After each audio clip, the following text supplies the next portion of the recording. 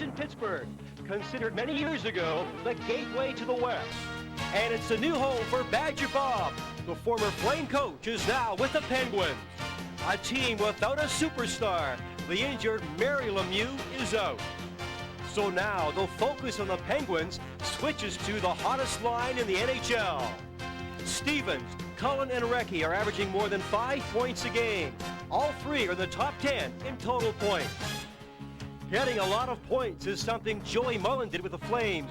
Now he's doing it with the Penguins. And so is Paul Coffey. The new $1 million man is happy to call Pittsburgh his home. There is renewed enthusiasm in Pittsburgh, especially with Badger going against the Flames.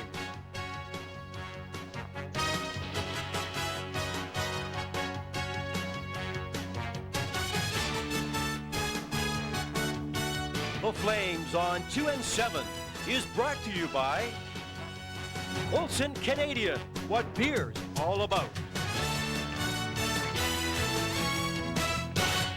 The Flames are doing what everyone expects them to be doing now, challenging for first place in the NHL. A number of them are off to a great start, notably Al MacInnis and Joe Nieuwendyk. MacInnis led the league in total points a few days ago. He's currently the top point scorer for defensemen. Nieuwendyk, with a career-high 95 points a year ago, is on a pace to equal or better that. Add a strong supporting cast to MacInnis and Nieuwendyk, and it's easy to see why the Flames are on top. And tonight, they're on the road in Pittsburgh up against the Penguins, live on 2-7. Welcome to the Civic Arena in Pittsburgh, where attendance is up from a year ago. Another capacity crowd is expected here tonight. And welcome to the Flames on 2-7. I am Grant Pollock. It's our first game of a doubleheader week here on 2-7. The Penguins tonight, and then it's the Flyers Thursday in Philly. The Flames began 6 games in 9 nights 4 nights ago at Maple Leaf Gardens in Toronto against the Leafs, a one-sided game, and a big game for young Theoren Fleury. He had a 4-point game against the Leafs, 1 goal and 3 assists. Here is one of his assists. The shot from the point goes off Paul Ranheim. That goes in behind Peter Ing, 7-3.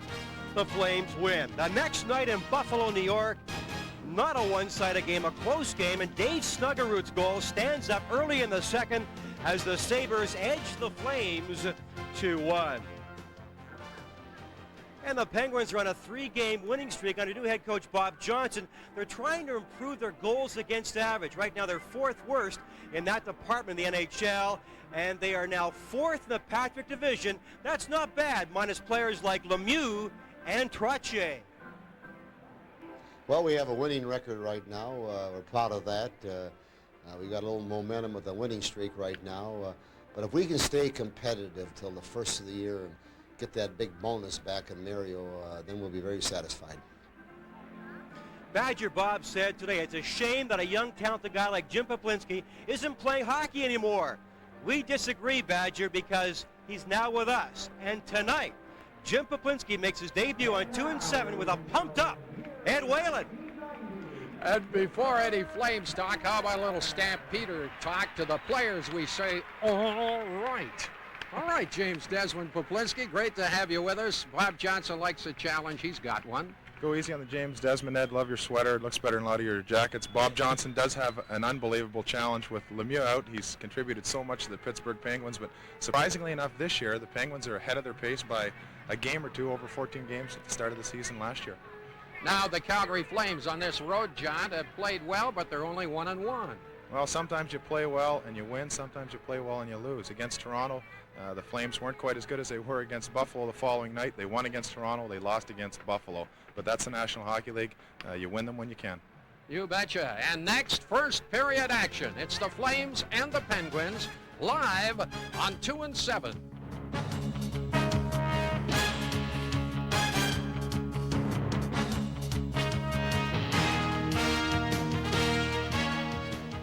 This city once referred to as the Smoke City.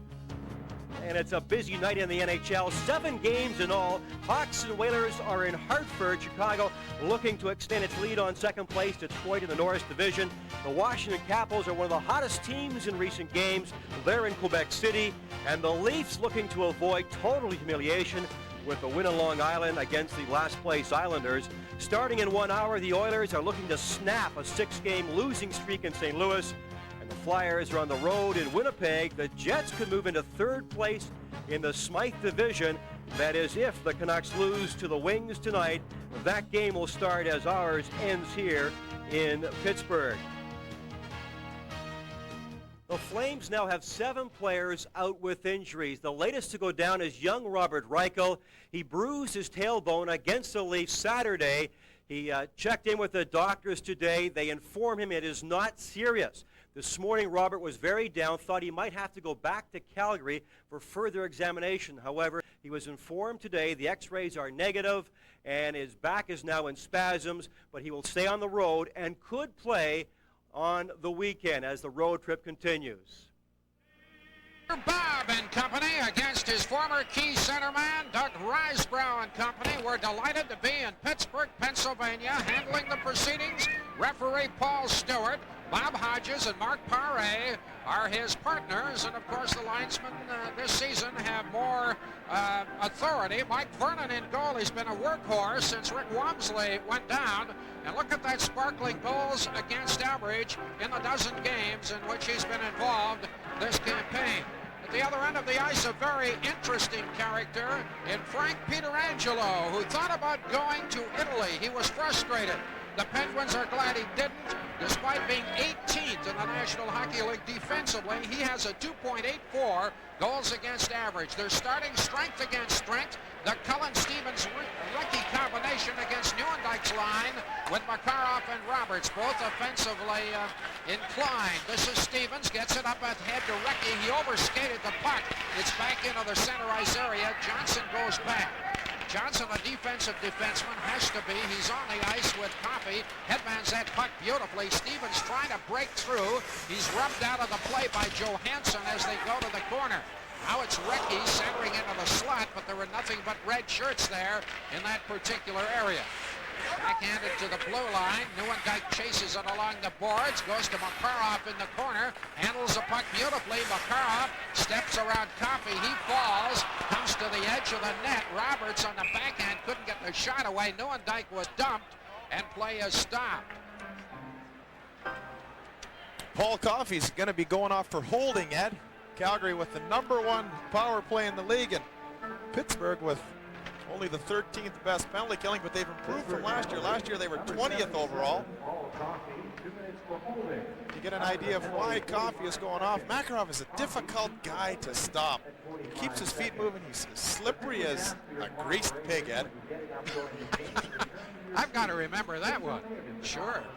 There's lots of people not playing tonight. Rick Wamsley still with a bad hand. Reichel with a tailbone. Tim Hunter with a shoulder. McClellan with a pinched nerve in his neck. Sabourin is healthy. Patterson is off with a bad knee. Merzen with a tailbone. And we'll get back to Pittsburgh in a second.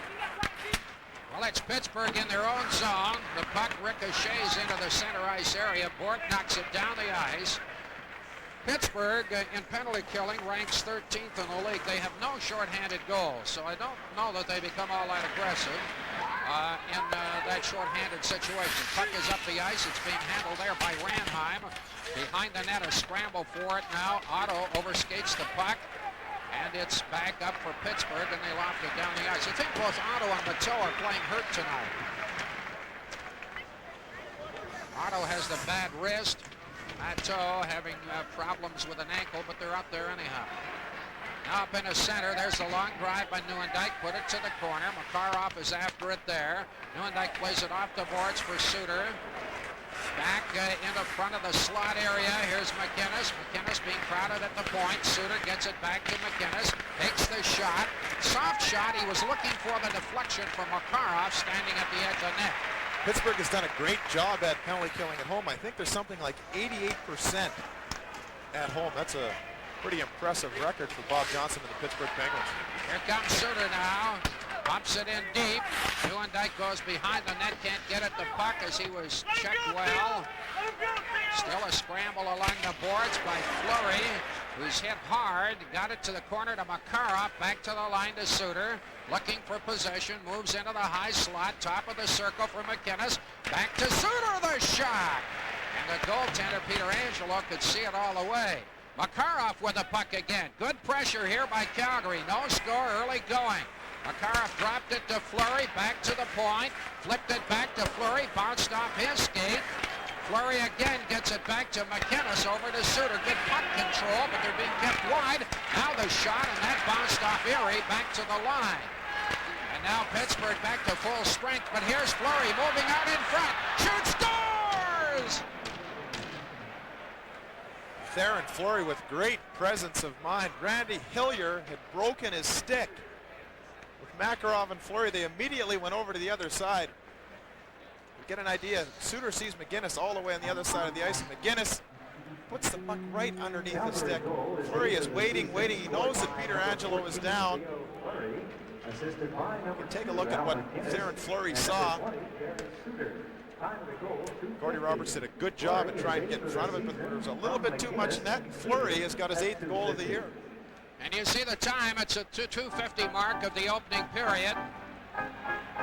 And it's 1-0 Calgary. McInnes and Suter getting assists on the goal.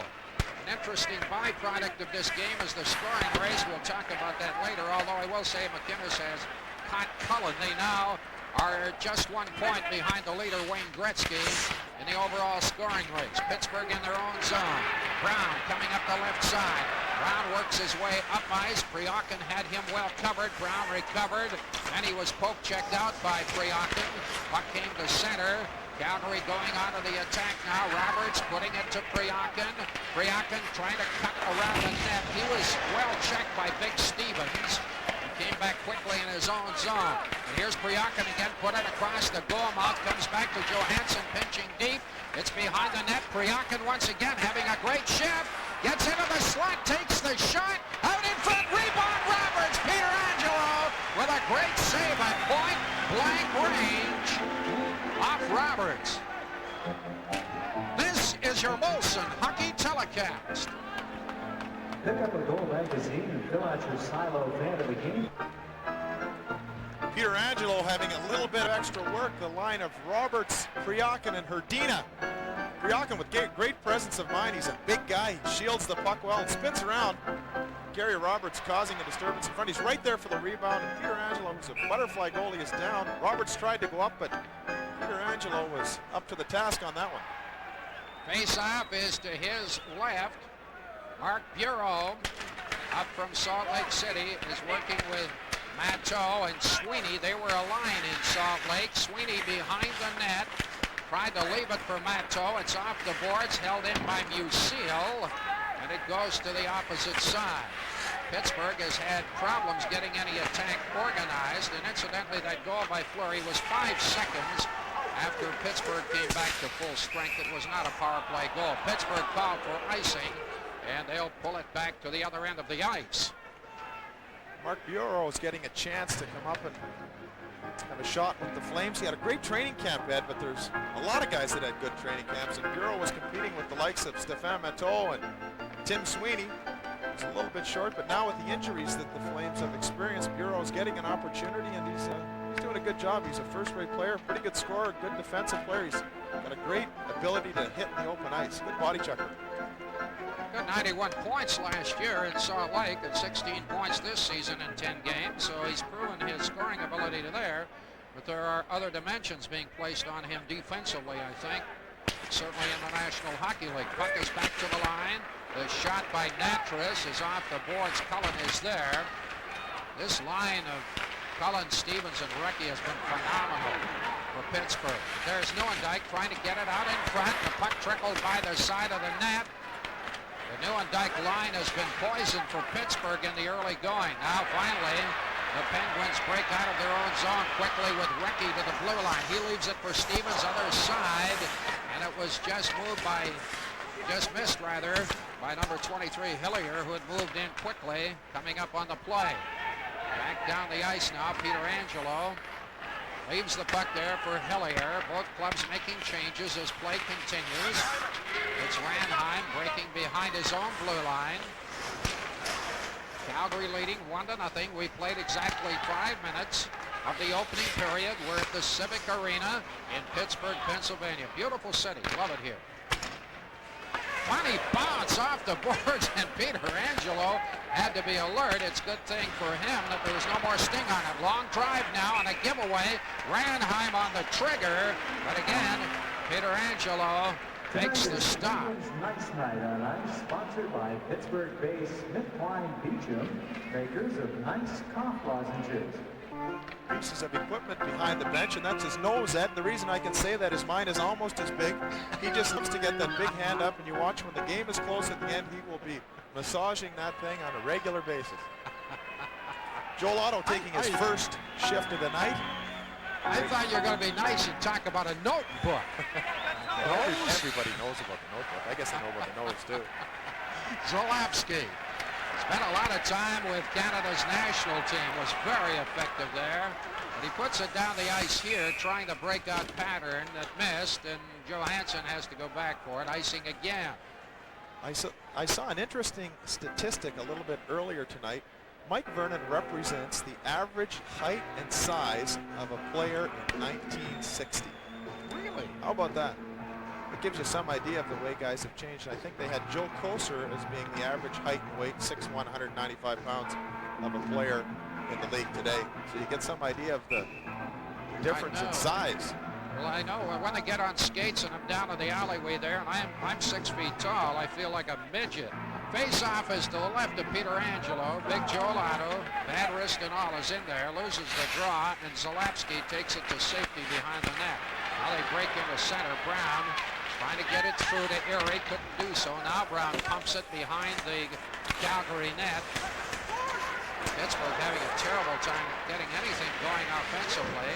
There seem to be red sweaters everywhere. Zalapski trying to get the puck through, couldn't do so. Now up into the center ice area very quickly. Comes Erie at the blue line, the long drive, and Vernon pokes it to the corner.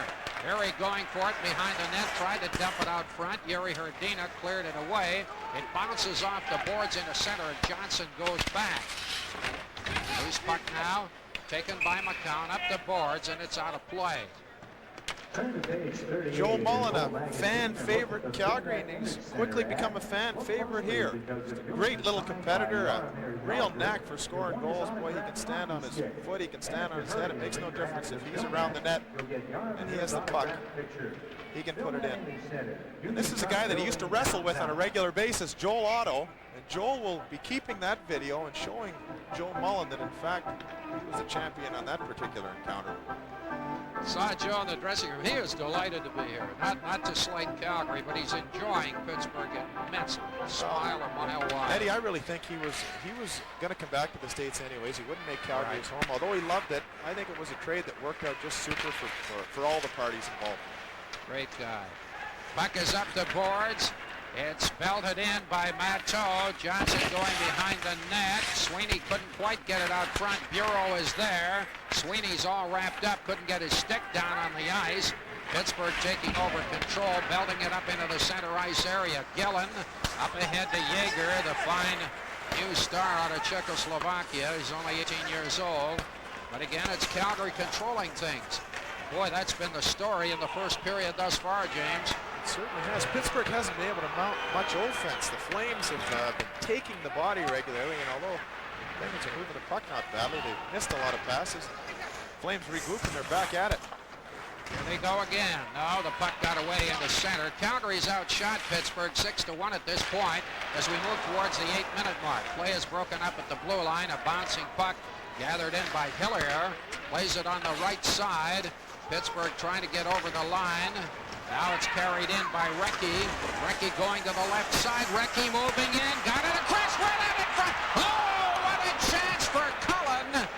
And he couldn't capitalize. Cullen having a sensational year with Pittsburgh. Couldn't put it away. Back at his own blue line. That was up ahead. At the line now for Ranheim. Gets it on the other side. It bounced past Fleury. And Pittsburgh taking over, but the puck is lofted aimlessly down the ice. It'll be short of the goal line, so there's no icing. We move past the 8-minute mark. Calgary leading Pittsburgh by a score of 1-0. And the Penguins in their own zone. Another huge crowd. They've been averaging bigger crowds than they did last campaign. Their capacity is about 16,600, and they're up around there tonight with a sellout. Car wash to all season ticket holders when a Penguin player scores a hat trick. Just present your season ticket holder ID card and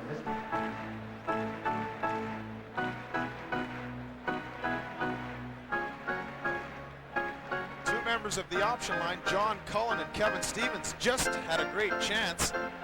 Mike Vernon deflects it out. Cullen has the puck. Vernon gets that leg up, and watch how quickly he's back up. Great chance for Cullen, certainly, and he's had a marvelous year thus far. As we mentioned earlier, 1 point behind Gretzky in the scoring race. McInnes in the same position. Peter Angelo behind his net. Zalapski intended for Phil Bourque. He does get it up into the center ice area. Tony Tandy, the ex-Vancouver Canuck, put it to an open wing, but there was nobody home. Now Johansson, he leaves it for Neuendijk, off the boards. Intended for Roberts, it skipped just past him. Stanton got it on the right side. Trying to make a move was Tandy. However, he's got Makarov all over him, and Zalapski has to retreat. The puck goes behind the net, but Zalapski recovers now. Pittsburgh having trouble as Calgary's playing check, check, check in the forechecking department. They're having trouble getting out of their zone, and this is typical. The puck is up the ice, and it's icing against the Penguins.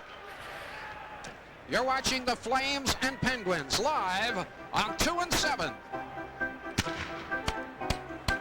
Mark of the opening period, and it's been thoroughly dominated by the Flames, although they have solved Frank Pietrangelo only once. Crowd is surprisingly quiet, Jim. Well, when you're in another team's building, the longer you can keep them quiet and out of the game, the better. You get a team like Pittsburgh with Bob Johnson, get the crowd going, you're in for trouble. Puck came in front, but Coffey took it to safety. The swift skater got it to Brown. Now look at Coffey go. He's at the line. Beautiful move, shot, rebound, they score! Mullen!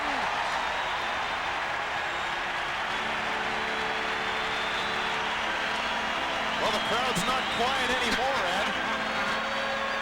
Joey Mullen took 9 minutes and 29 seconds to score against his old team. Take a look at Paul Coffey, and this is what makes him an unbelievable player. Manages to get around Al McGinnis, gets the shot away. Joey Mullen, who is so good at going for the net. Musil had to make a choice as to whether to go to Coffey or take Mullen, and that split second, Mullen was left with a wide open net, and I haven't seen him miss too many of those. Now Mullen with his 11th goal, and you know what Bob Johnson said to me before the game? He said, Joe Mullen tonight will score 2 goals against Calgary. Well, half his prophecy has come true. We're tied at 1. Here he can't get through. Now he gets a hold of the puck as he muscled McInnes. Musil off the boards. Tried to get it. Erie's after the puck there, and this has given life to Pittsburgh. Erie chasing the puck to the boards. McInnes tapped it ahead. Atto got it over to Bureau. Bureau put it to the wing. There was nobody there, and it's Coffey coming back. Priakin intercepted there. Great excitement here as we've got a 1-1 hockey game. The Joe Mullen goal. Flurry counting for Calgary. Loose puck coming right out in front. Oh, what a chance there for the rookie Daniels. And Vernon stood his ground and booted it out quickly. Pittsburgh, it looks like a different hockey game since they got the goal. Hillier along the boards. Killen behind the net, moves out in front. They score!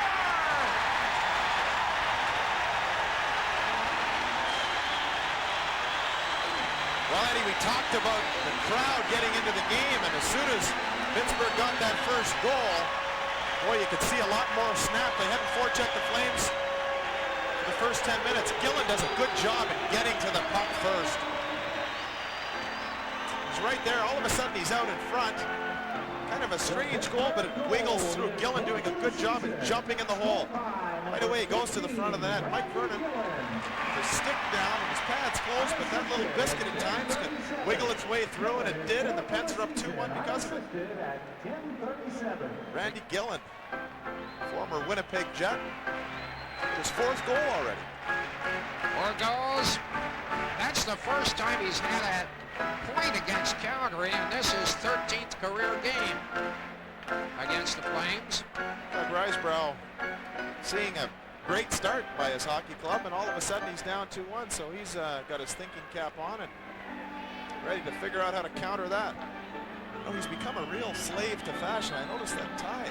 It's a brand new one. He's got a competition with Paul Baxter to see who will be the best dressed coach on, or second best dressed coach. The French guys, Guy Chiron, always take that prize. As you know that. Absolutely, absolutely. All right, it's 2-1 Pittsburgh. They really took life from the Mullen goal, and in 1 minute and 8 seconds added another. The net result being the 2-1 lead. Going to work now. Recchi along the boards. He's knocked down. Nieuwendyk trying to control a funny bouncing puck. Makarov centering it, intended for Roberts. He was going the other way. Now it's McCown back to Roberts as he attacks the line, trying to work it through. Nieuwendyk held out by Hillier along the boards. The puck is being held there. Finally comes loose. Now it's back into the scrum, and Recchi knocked it to the line, but not across. Here's the shot by Roberts. Scores! Well, a great shot by Gary Roberts and some great perseverance. You know, I talked with him earlier this morning, and he's a little upset with the season he's had so far. He's worked hard, but things just don't seem to be going. Gary Roberts with his head up right away. Sees he's not on a great angle, but lets it go. And Peter Angelo maybe not quite ready. Roberts, boom, puck's fluttering a bit, catches the short side. The Flames are locked at 2. Don't you have to be careful about a level of expectation with a Roberts? He was 39 goals last year. He maybe is not going to do that every year. Randheim along the boards, and he'll still be a valuable player. You get the point. Well, there's no question about that, Ed. You don't have to score 39 goals as a Gary Roberts in order to contribute to your team. Here it comes out in front. Peter Angelo looking behind him. They score! Great second effort as Fleury was out in front. Randheim had the chance, then Fleury, and we're getting goals by the bushel. Calgary taking a 3-2 lead. Randheim has got an uncanny ability to always watch the puck. He gets the shot away, and somehow he manages to keep an eye on it. Even as he's falling, he drags his stick backwards. Peter Angelo doesn't know where it is, but Randheim does. The quickest thing to do is look behind you, but because the puck is sitting there, get a look at Randheim. Gets that stick behind him, and even though he's all mauled by Zarli Zalapski, he gets that stick on the puck. Just a great goal by Paul Randheim. Randheim with his 9th goal of the season, and that occurred just, 23 seconds after the Roberts goal. Here they go, get out in front. Nieuwendyk scores! Oh my! Ed, we're hardly having time here to get the goal straightened out.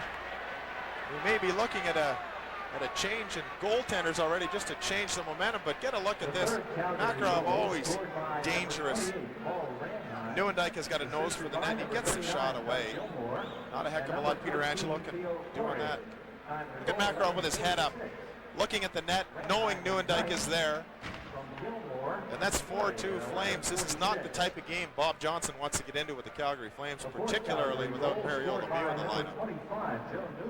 Gilmore and Fleury pick up assists on the Randheim goal, and Calgary scores 3 goals in 1 minute and 42 seconds.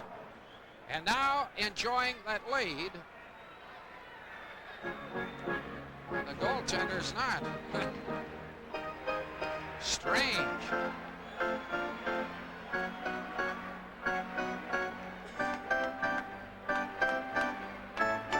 Calgary 4, Pittsburgh 2, and it seemed like just a moment ago, and it was only 2.5 minutes ago that Pittsburgh was coming on like gangbusters and had the 2-1 lead. Boy, that dissipated in a hurry. Suter on the boards. He's checked vigorously by Brown. Now behind the net. Mattress up ahead into the center ice area. Puck is pumped to the corner. Otto's going after it there against Erie. Matteau came in with a check that he just missed.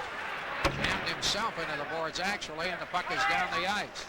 Mullen after Natras. Puck is left, however. And It's up the boards by Suter. Bureau pumps it in, and Calgary makes changes except for Bureau as play continues. Now it's Coffey taking the bull by the horns, going to the corner. His last drive up the ice resulted in a goal, and Pittsburgh could use one now to get back into this thing from a confidence standpoint. Now there's some action behind the play. Musil and Coffey are eyeballing each other, and we've got penalties coming up here. 4-2, Calgary Flames lead midway through the first period. Special welcome tonight to the Super Frank Grand Musil Gang, off for sponsors of holding with 1999 Paul Coffey. Let's get it straight with the assists. They happened so quickly on the Roberts goal, which tied it up for Calgary. McCown assisting. On the Ranheim goal, it was Gilmore and Fleury with the assist. And then the Neuendijk goal, Makarov got the lone assist. Here's the shot from the blue line. It falls in front. Now Calgary back to the attack with Bureau. Moving in front of the defense. Left the trailer there for Suter. Suter working his way out in front, but play had been stopped in the meantime. And we've got another penalty, a holding penalty coming up here. I believe Mark Bureau is going to get 2 for holding. Kind of an innovative play. He ran into Randy Hillier and was running a bit of a pick and went a little too far. Had Paul Stewart not called that penalty, Gary Suter would have been able to cut from the right side of Peter Angelo, straight in front of the net, unaccosted. Bureau does a good job in running interference, but he goes a little bit too far right here. Gets the double leg takedown. Suter is looking at that open ice thinking, "Ooh, don't blow the whistle." But Mark Bureau is going to be out for a couple of minutes, and he'll take his first 2 minutes of the year. So Pittsburgh will go on the attack. You've got to watch.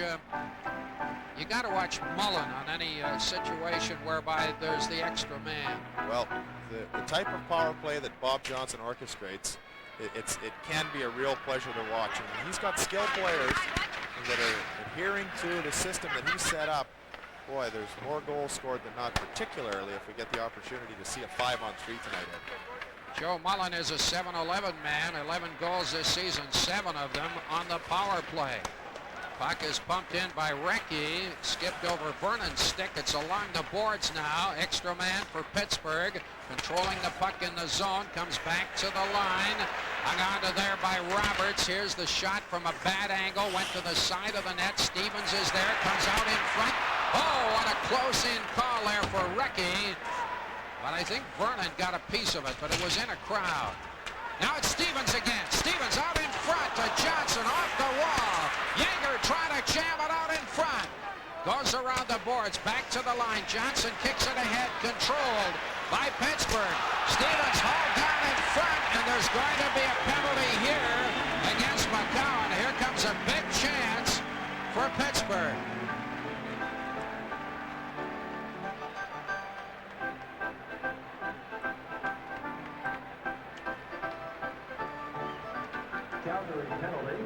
A little bit too far. Hauls Kevin Steeves to the ice, and the Flames have got 1 minute and 5 seconds with a 2-man disadvantage. A couple of centermen on the ice. Joel Otto will be taking the draw, and Theron Fleury is out there just in case Otto gets thrown out. Good quickness. Pittsburgh down 4-2. Here's their chance here. Otto against Recchi. Puck comes loose, goes to Fleury, bangs it off the boards, trying to get it to Otto up the ice. Pittsburgh controls, however. It's held in by Recchi. Recchi taps it back to the line. Zalapski is there. Zalapski moves in front now. Gets it back to the line, side of the net. Puck is lying loose now. It's off the boards as Fleury clears. What the Penguins have to remember is the Flames have defended this power play for 5 years with Bob Johnson. They know it. Penguins have to be patient if they want to get a good scoring opportunity here. Zalapski got it over to Stevens. He drove it wide. Comes back to the line. Pittsburgh with the pressure now. Comes back to Zalapski. Zalapski getting it through to Cullen. Back to Cullen. Cullen having trouble controlling. Zalapski has it again. Fakes the shot. It bounced off a buddy. Goes to the corner. 10 seconds left on the 2-man. Here's Cullen again. Back to Zalapski. The shot deflected out in front. Vernon on the deflected drive. Behind the net, Pittsburgh still with a 2-man advantage, and now they're down to 1-man advantage. Gets back to the line, comes back to Zalewski, scores! Well, if I had to guess how the Pittsburgh Penguins would have scored on that power play, it wouldn't have been a shot from the point. Take a look at the pass across. Zalewski doesn't take a long time in unloading this. Just inside the post, about halfway up the net. Been waiting for Zalewski to take more control, and perhaps under the tutelage of Bob Johnson this year, he'll start to reach the heights that is expected of him. He's a great offensive player. He sees the ice well. He's got a good shot, passes the puck well, and the way he fired that baby, if he can do that a few more times, it'll make Bob Johnson smile. Zalewski from Cullen and Recchi, the scoring play that moves Cullen into a shared lead in the NHL with Wayne Gretzky. Now it's Calgary. They have a 1-goal advantage. It's 4-3. We've had goals here in the opening period by the boxcar load, and we've still got 4 minutes to play. Gillen leaves the trailer. Yeager's shot! And that bounced high and wide of the net. It's wide open. Back up into the center ice area. Puck is shoveled through. Going to the corner now. Putting it into the slot area. That was swept away by Gillen. Gillen coming back up ice with Coffey. Trying to find Coffey. The pass was too far ahead of him. Natras put it into center. Puck goes down the ice. Icing is waved on. Correction on a 3-goal outburst a while ago by Calgary. It was 42 seconds for 3 goals. Just 42 seconds. Now Calgary on the attack. Fleury couldn't get at the puck. However, he does now in the corner. Ranheim in front of the net. Comes back to the line. Johansson pinching in deep. Goes to the corner. Protecting the puck. Got it out in front.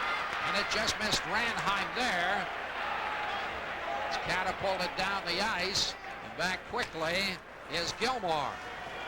3 minutes left in an entertaining, wide open first period of play here in Pittsburgh. Calgary leading it by a goal.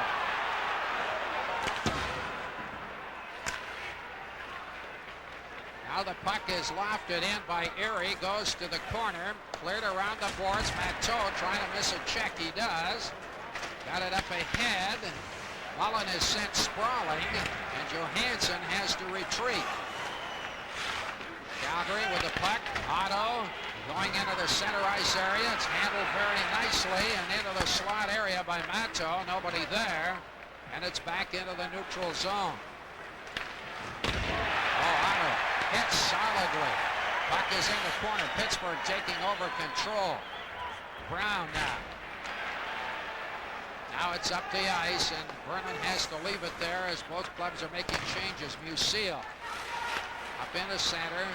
Now it's taken over by McInnes. Got it up ahead to Roberts, moving in, and it was just stripped off his stick at the last moment by Recchi.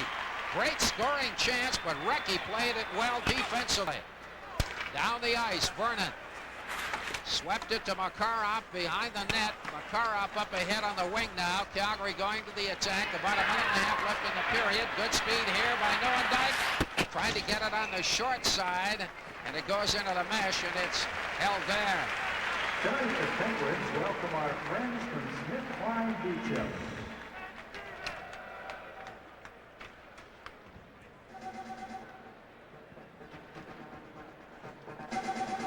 Thank you for that. It's a new record by 6 seconds. In intermission number 1, we'll introduce you to an old Calgary friend, Joe Mullen, now in a Pittsburgh uniform, and you'll see the new Flames on the block, part 1, plus a busy night in the NHL. Grant will keep you up to date. We've got a busy night here at the Civic Arena in Pittsburgh. 1:35 to go in the opening period. Calgary leading it by a 4-3 margin. Behind the net for Johnson. Johnson streaks up the right side, goes rink wide for Gillen. Musil headed to the corner, pumped it up ahead. Overskated, and now Calgary with Musil controlling, got it up into the neutral zone. Going to the attack now is Neuendijk. He's skating hard, leaves it there for Makarov. He's poke-checked off the puck. Peterson got it to Bork, over to Tanny, back to Peterson. With all of that crisscross, wound up being offside at the blue line. Barry Peterson, most famous for allowing Cam Neely to go to the Boston Bruins. He was with Vancouver for a few years and things didn't go quite the way he wanted. He had an operation on his arm that took out a big piece of his bicep. And he never regained the form that he had when he scored over 100 points with the Boston Bruins. One of only 3 guys, I think, to score over 100 points with the Boston Bruins. It's been downhill for Barry out of Big River, Saskatchewan. 116 points that one great year you talked about before the operation. Now Pittsburgh going into operation, trying to tie things up here. They're down a goal. It's been surprisingly wide open, but very entertaining. Bureau along the boards. Bureau trying to get past the check. Verdina got it back to him. Bureau jostling for the puck. Yeager lifts it into the neutral zone, and Natras goes back. He taps it right back into Penguin territory. Now the Penguins trying to escape their zone. Puck is taken away, comes back to the line to Natras. He couldn't get it through. Yeager with Gillen now. Gets it up ahead to Coffey. Coffey can make things happen. Into the corner, back to Yeager.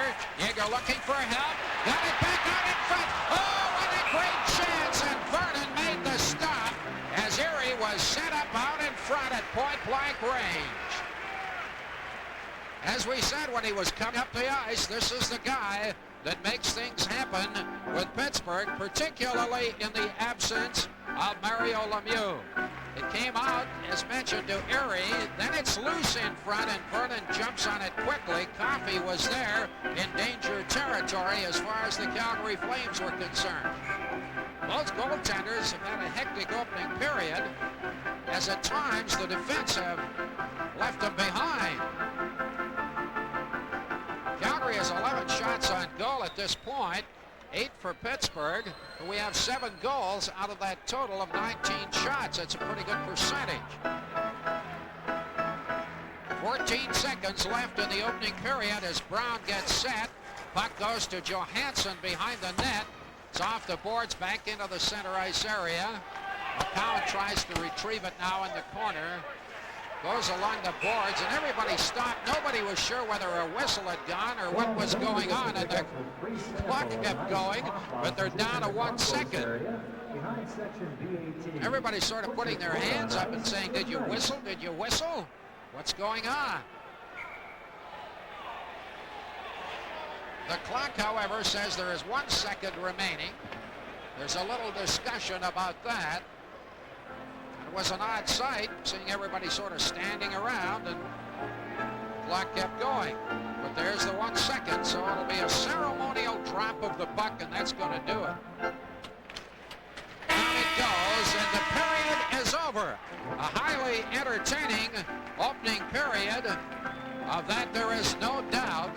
And I know you're going to have a highly entertaining first intermission as well, because you're going to see a friend of ours now with the Penguins, Joe Mullen, in the studio with Grant Bolland.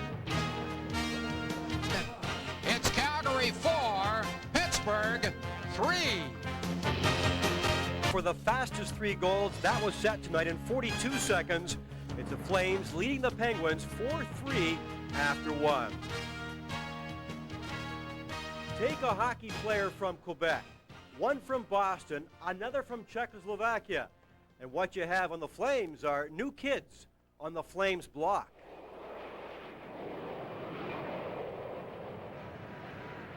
There are thousands of people arriving in Calgary daily, from all parts of Canada and the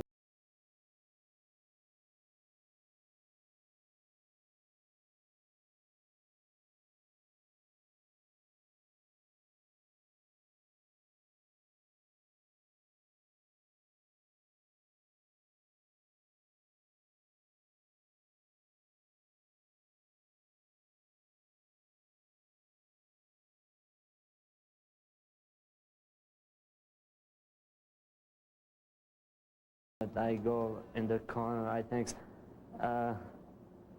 it's the same in Czechoslovakia. I think it's the same. Stéphane Matteau is 21 years old from Val-d'Or, Quebec. He completes the Kent Nilsson trade of 5 years ago. The Minnesota North Star sent 2 second-round draft picks to the Flames in the exchange.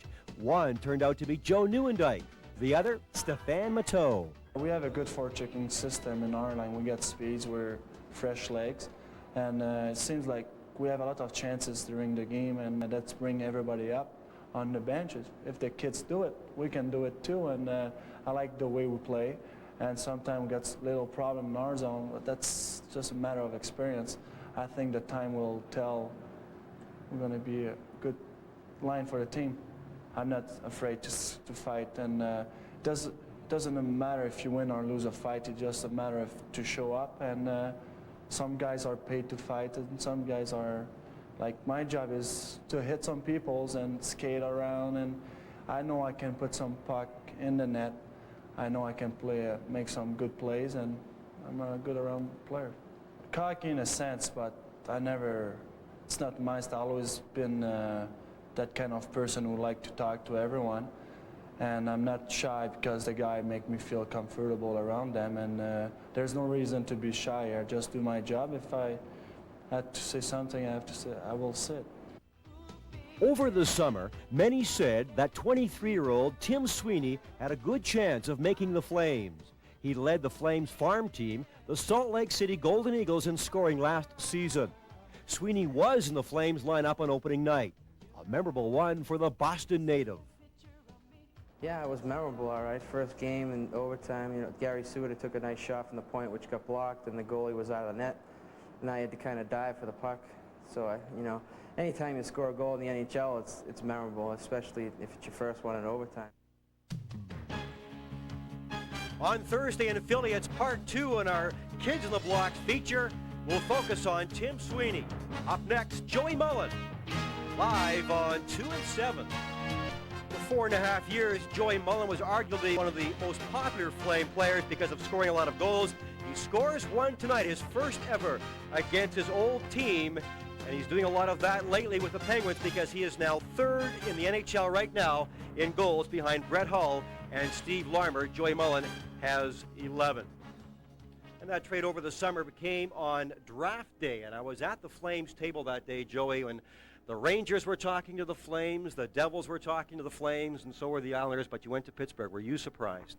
Well, I think there's always a surprise involved in a trade, and yes, I was quite surprised because I thought I had pretty much a home in Calgary. I thought maybe I finished my career out in Calgary, but it didn't happen, and I'm just glad that they did send me to Pittsburgh because it was probably the #1 city I wanted to come to.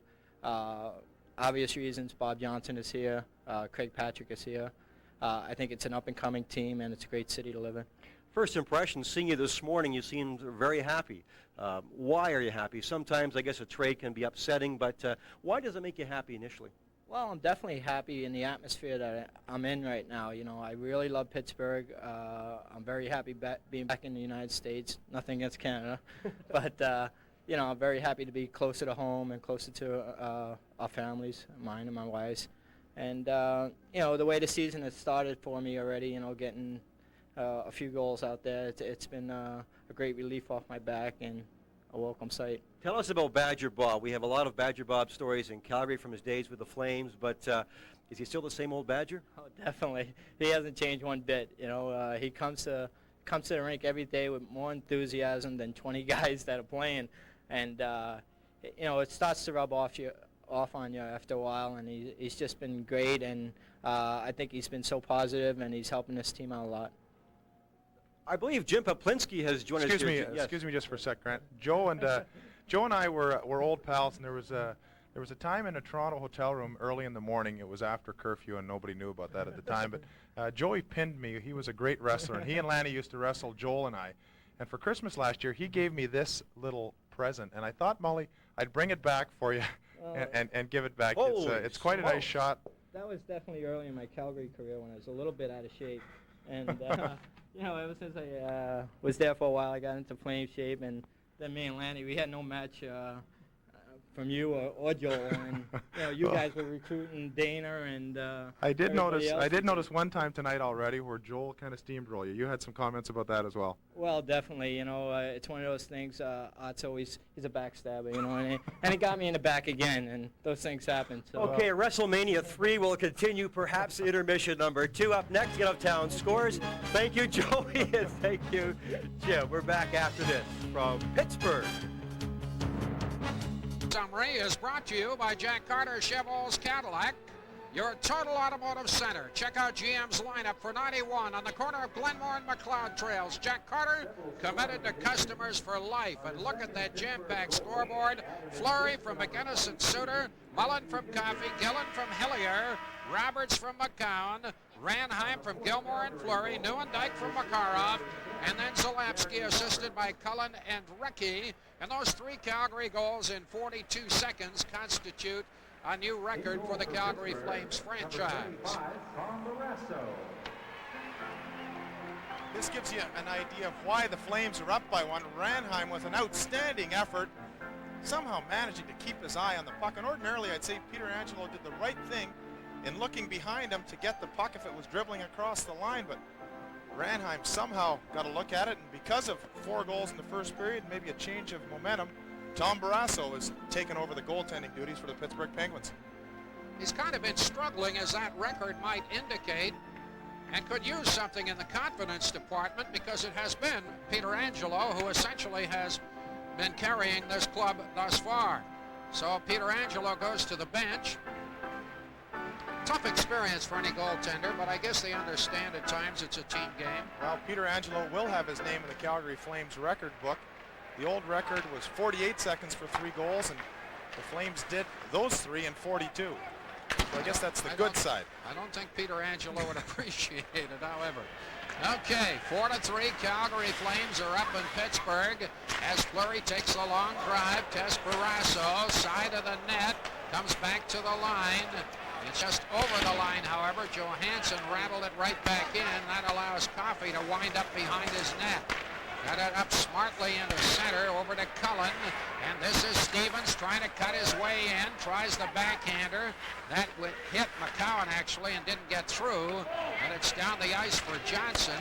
Icing is waved off.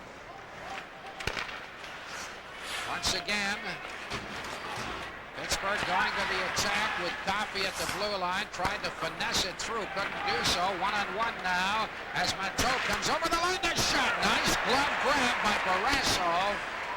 He was going the other way, but got the big mitt out there. Calgary with pressure again out in front. It was just missed out in front. A great close-in opportunity for Joel Otto. Cullen overskates the puck. Goes into the Calgary zone. McInnes is there. McInnes headmans it up ahead into the center ice area. Along the boards for Matteau. Cleared it behind the net. And Pittsburgh takes over control there. 11-7. 11-8 rather, with the shots on goal in the opening period favoring Calgary. 7 goals scored, of course. Here's Neuendijk, the shot. And Barrasso just got a pad on that one. Again, he seemed to be leaning a strange direction. Comes back to the line. The shot by Necklace is knocked down. He pulls down Bork, who's going for the puck. There's going to be a penalty here. Bork trying to break free. And I guess that's what you call a good penalty, because he would have had a walk-in.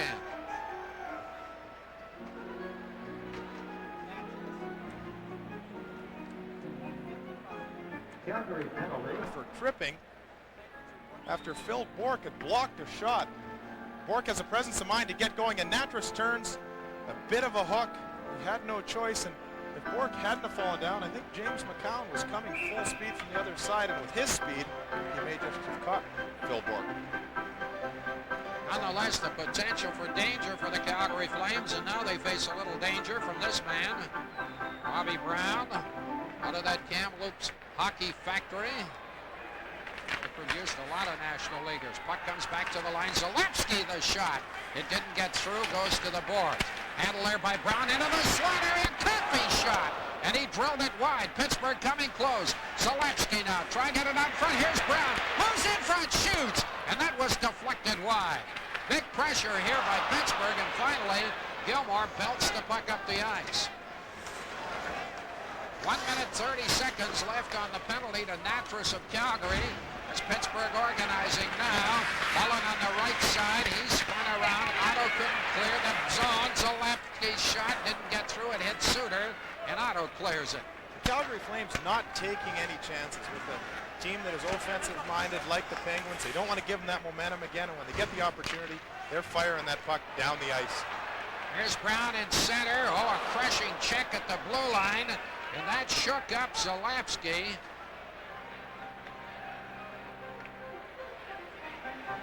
Play is stopped, of course, as the referee comes over quickly. Zarley Zalewski just took a big hit from James McCowan.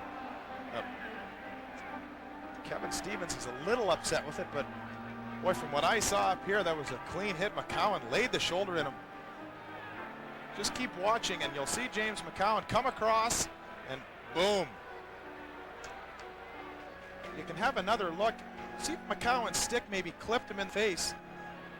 Boy, pretty good body check. Had the elbow down, put the shoulder into him, and Zalewski with some pretty good speed and McCowan being really strong. The two don't mix when you go head to head. Skip there. Pittsburgh trainer taking care of Zarley Zalewski. McCowan known as a heavy hitter, isn't he? And if he gets a beat on you, look out. And Zarley Zalewski will sign that documentary. Pretty good tandem, Paul Coffey and Zarley Zalewski. You talk about Gary Suter and McGinnis. Take a look at some of these points. Paul Coffey, unbelievable. 287 goals. He's only 25 behind Denny Potvin with 970 points. Second all time. He's, I think, about 80 behind Potvin. Norris Trophy, 7 times All-Star. Just unbelievable. Great offensive threat, and he's improved his defensive game as well. He was a little disturbed about last year. Nonetheless, you talk about defense. He had 103 points, but he's minus 25. I suppose that reflects the team as well as the individual, Howard. It's hard to assess, isn't it? Well, I suppose it is. Plus minus is something that in the short term I don't think it means a whole heck of a lot, but over the course of a season it certainly gives you a good indication of whether your team and your individual players are strong on their own end of the rink. This is what's held us up. Zarley Zalewski down. He's reaching, and McCowan steps right into him. He takes the full force of that, not on his body, but on his chin and his face, and that's why Skip Thayer had a towel out and was looking after what probably is a potential broken nose, if not at least a bloodied one. If not that, at least smarting a little. All right, we have played 2 minutes 50 seconds of the second period. Ted Whalen with James Poplinski and Grant Pollock at the Civic Arena in Pittsburgh, Pennsylvania. 4-3, Calgary Flames are leading it as we hit the 3-minute mark now of this second period. Puck behind the net, Vernon leaves it there. Jam up on the boards, he got it ahead to McInnes, and there's 45 seconds left on the penalty to Natras now as McInnes relieves the pressure momentarily. Now Pittsburgh organizing once again. Coming quickly into the center ice area, he hits the blue line is Cullen. Cullen is spun around and falls. McInnes drives the puck off the boards, it's down the ice. And with 25 seconds left on the penalty, this may be Custer's last stand as far as Pittsburgh concerned on this man advantage. Off the boards now, driven in by Tanny, goes around the boards. Mullen is trying to get at it there. They jam at the corner. McCowan trying to work the puck loose for Calgary. Got it up ahead to the line. Then it's knocked out into the neutral zone by Otto, and that ought to do it. It does. Calgary is back to full strength as Natras steps back on the ice. So Calgary weathers the storm against a pretty good power play with Pittsburgh. Long pass for Matteau on the right side. Matteau knocked off the puck by Coffey. Johansson holds it in, goes to the corner, being held in there. Coming out quickly was Otto, trying to get it to Matteau. Then Hrdina's knocked flying. Hrdina now in position towards the net. The puck deflected wide of the target. Goes to the corner. Calgary forward checking, trying to work vigorously in that zone now as the puck comes right out in front. Whoa, what a chance right out in front of the net for a Neuendijk who had just come out on the ice, but he drove it wide. Now it's Neuendijk, the center ice area. It has been wide open hockey. Makarov loses control of the puck. There's Coffey, and he drove it wide. Good scoring chances at both ends. In both instances, the puck has gone wide. Here's Yeager in the corner.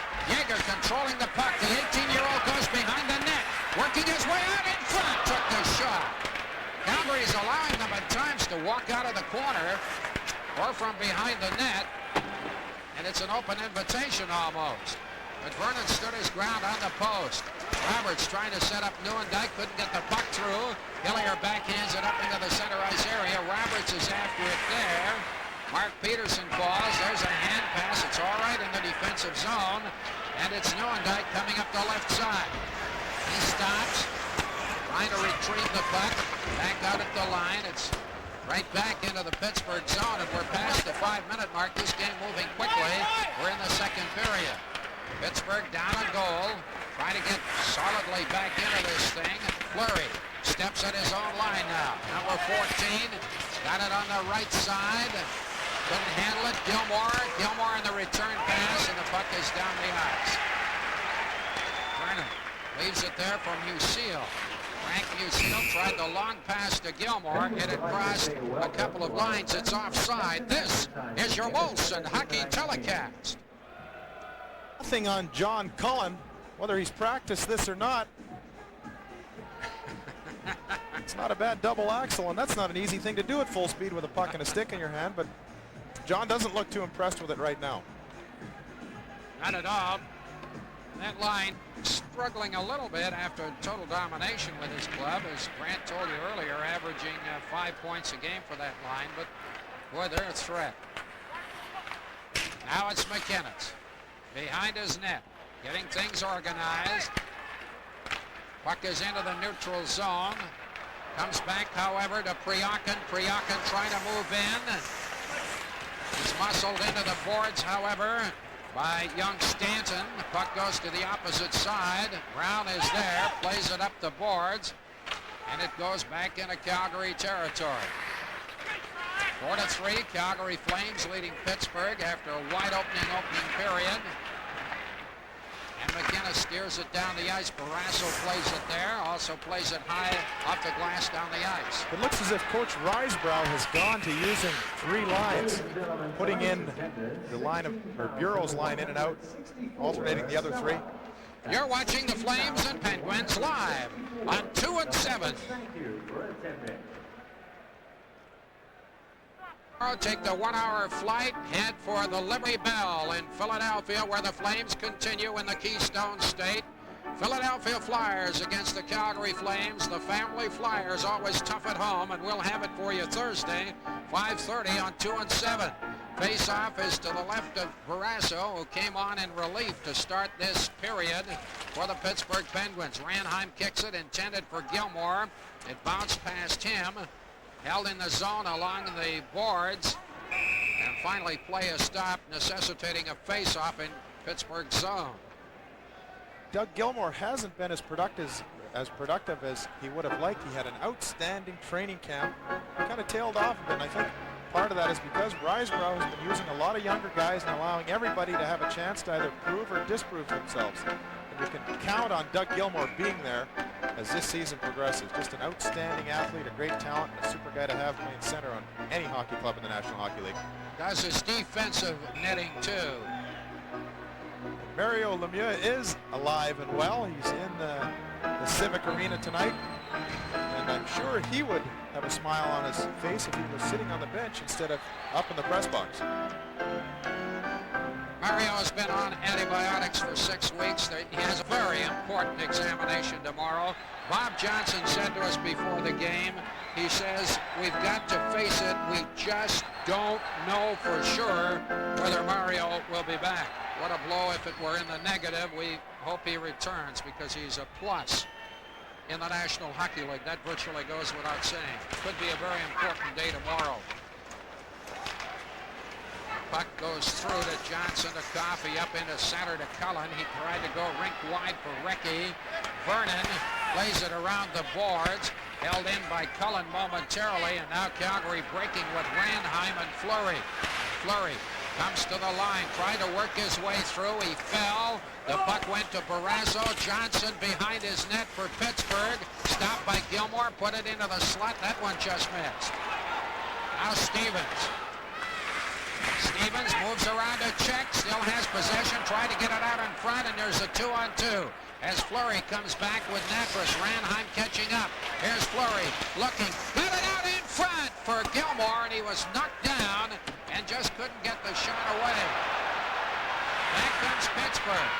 Cullen at the line. He's checked off puck very smartly by Ranheim. Hillier in center. Down the ice. Both clubs making changes as Fleury starts off for Calgary. Up ahead to Gilmore. Gilmore cuts to the right side. Spins the puck down the ice. Calgary changes all its skaters.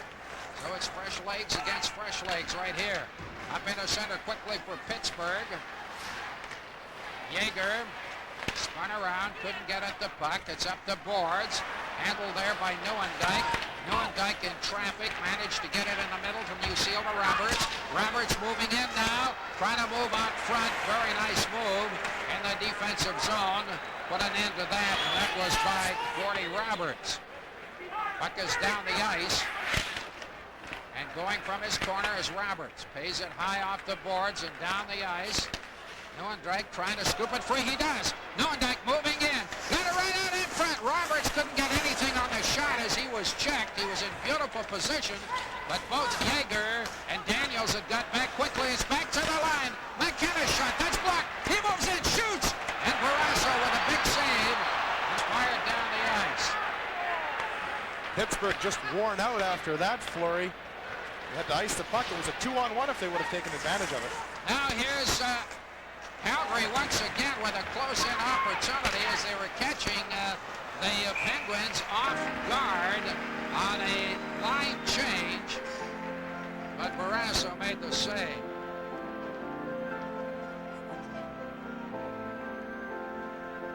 Jeff tried a bit of a nifty move on Gordy Roberts, and Gordy Roberts read it. Otherwise, Gary Roberts would have been in.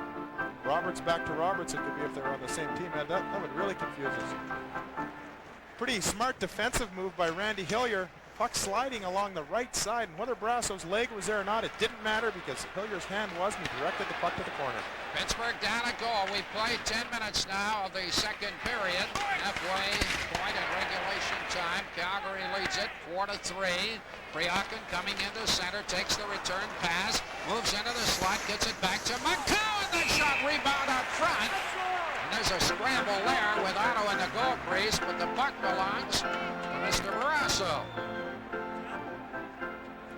Joe Otto has been one of probably the most consistent Flames so far this year. He's not only played very, very well, but he's done it on a game-in, game-out basis. Barrasso has kept a good eye on the puck tonight. He's committed a situation that's worked out well for him. A lot of shots like this that aren't real easy saves to make, but at least the puck is a bit of a ways out. He has a chance to get into the game, and then when he's called upon to make a real difficult save, hopefully he's a little bit more warm otherwise than he would be coming straight off the bench after sitting there for the entire first period. Has to be careful of the puck handling there with Otto looking at. Zalapski's leaving. He was shaken up on that McCowan check a while ago and now elects to go for repairs. Hopefully he'll be back. Well known in Calgary, spent 3 years with the national team. All sorts of promise, and I think slowly, as you mentioned, Jim, beginning to fulfill that promise. Puck in center. Kind of a mishmash there, but Gilmore finally got to the right side, flipped the backhander in. This is a vast change from the opening period where there were 7 goals scored.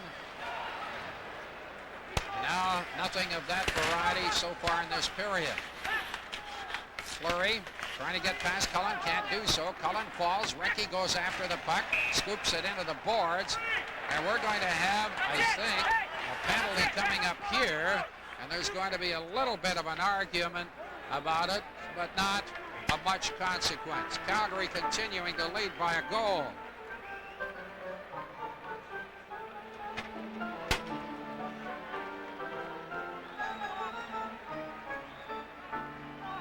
Musil for holding. Calgary penalty, number 3, Frank Musil. Frank Musil had been shaking his head for the 15 seconds previous to you seeing him. there he goes again. Can't believe that he got the penalty, but the Pittsburgh Penguins are going to have a man advantage for a couple of minutes because he does have a holding penalty.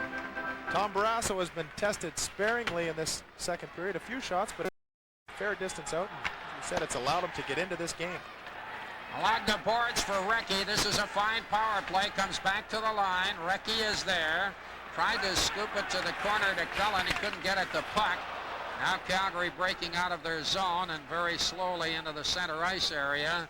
It was Bureau putting the puck down the ice. Riseborough often showing a lot of patience with youngsters. He's got Bureau out there in the penalty killing department. Often uses Sweeney as well, a lot of the kids. Here's Cullen in the corner now. He's always dangerous. Got it back to the line. Stevens trying to go after it behind the net. It's off the boards and down the ice. Pressure relieved. Pittsburgh fans getting a little restless with this power play. I'm surprised that we haven't seen better puck control by the Pittsburgh Penguins on their power play so far tonight. Again, no control as the puck goes down the ice. Barrasso is there. Ranheim looks at him, and Barrasso cleared it up into the center ice area. Pittsburgh on the attack, 50 seconds left in the penalty to Musil. Around the boards, Natras trying to clear the zone. He can't do so. Gets another chance at it. It's Fleury on the boards. He tried to kick the puck loose. It comes back to the line. Here's Coffey's shot. And it was knocked down in front. It didn't get through. And Ranheim clears. Quite a heady play by Gary Suter there, Ed. The puck came in. He took it in the midsection, allowed it to fall, and then cleared the puck. A good job by Gary Suter to get the puck out of harm's way. Mishandle the puck to the Penguins in center, and that sets up Otto. He sends in Bureau, who drove the puck wide with a good scoring chance. Now it's Otto again. Otto and Bureau doing a great checking job. Suter and Natras back at the blue line. Here play is stopped with 4 seconds remaining in the Musil penalty. Elsewhere in a very busy night in the National Hockey League. Chicago and Hartford knotted at 2. That should be an interesting game. Mike Keenan looking after things in Chicago. Hartford hoping to jump ahead into second place, I believe, with a victory. Washington slightly ahead of Quebec by a pair of goals.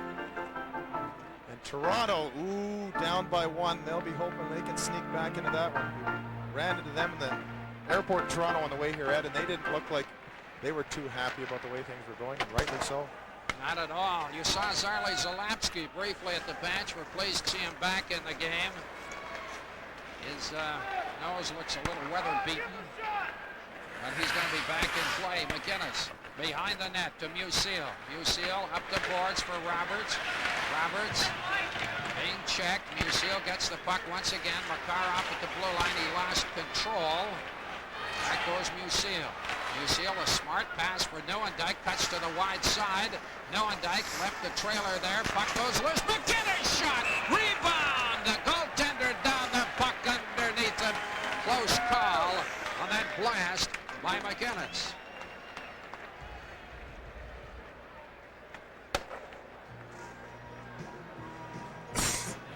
He is standing still and shooting the puck, but when he has an opportunity like this, if I'm the goaltender, Ed, I'm getting out of the way. Barrasso stands his ground, takes the shot, and manages to keep the puck out of the net. Boy, that thing is whistling. No, I was talking to Al. I don't know what he's doing this year, but it sure seems like he's shooting the puck a lot harder. And if I'm a goaltender, I would be worried about that. Puck comes back to the line, held in by Musil. Got it behind the net, being controlled by Otto. Put it out in front, but there were white shirts there. Now Mullen coming slowly into center, gets it over on the other side.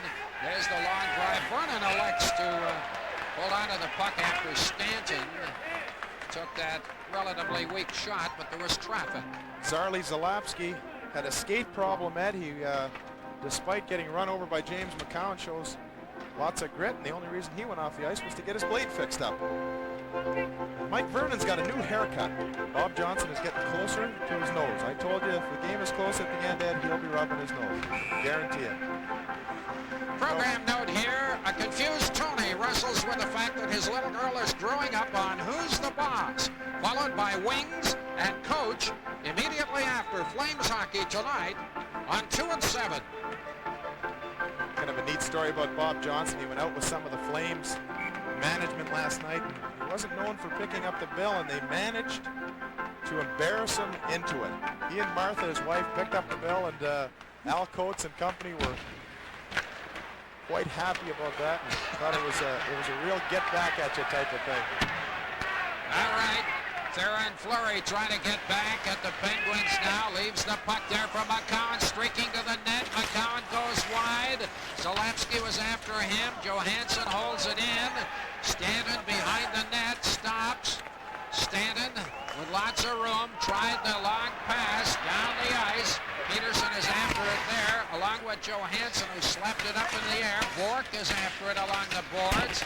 Scramble and a bit of jam up on the boards. Bork comes out with the puck. He's got Sweeney all after him. Puck is controlled, however, and cutting behind the net. Pittsburgh still with control of that puck. Zalewski trying the shot. He couldn't pump it through. McCown taps it off the glass. Makarov couldn't get it out of the zone. And here's Bork. Bork behind the net, got it right out in front, and it was stripped away at the last moment. A scramble, Tanny drove it wide. Calgary getting a little flat-footed in its own zone, and there's a penalty behind the play, really a needless one. And we're going to see Johansson gone in a Pittsburgh power play.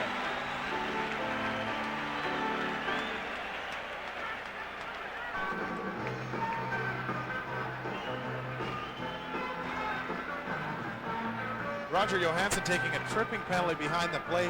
I probably would have called it interference with a needless penalty, and he stands there, and because he's moving, Tony Tanny, one of the better divers in the league, and Paul Stewart watching him, and the Flames are killing a penalty because of it. And Pittsburgh with the opportunity to tie things up here, but the fans are on them for a rather insipid power play tonight, but it's been good through the early season. Kevin Stevens, there's the long drive by Coffey. Kevin Stevens is always tough in front of the net, and when he gets to his shift, you got to watch Mullen, who has 7 power play goals thus far, but he'll be on the second set. This is Recchi. Recchi pumps it around the boards. Yeager's after the puck there. Yeager turns, still has control. Yeager looking back to the line to Cullen over the other side. Puck goes around the boards. Yeager's after it once again. Nobody out front. Yeager having a little trouble controlling. Now he tried to give and go, and it comes to the side of the net. Yeager tries, Steven tries, and it was deflected up out of the crowd, into the crowd rather, and out of play. Theron Fleury will be our guest during intermission number 2 as he's interviewed by Grant Pollock. We'll have the NHL scoreboard with an action-packed night in the National Hockey League. And a good hockey game going here, 4-3, as the Calgary Flames with Pittsburgh. Here's what a rookie goes through, and particularly when you're a European rookie. Gary Suter doing a good job in finishing the check, and Yeager hitting the net and the ice because of it.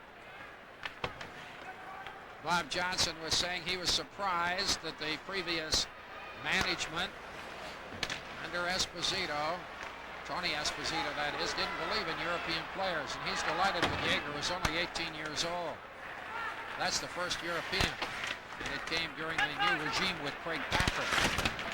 Along the boards, puck is chopped down the ice.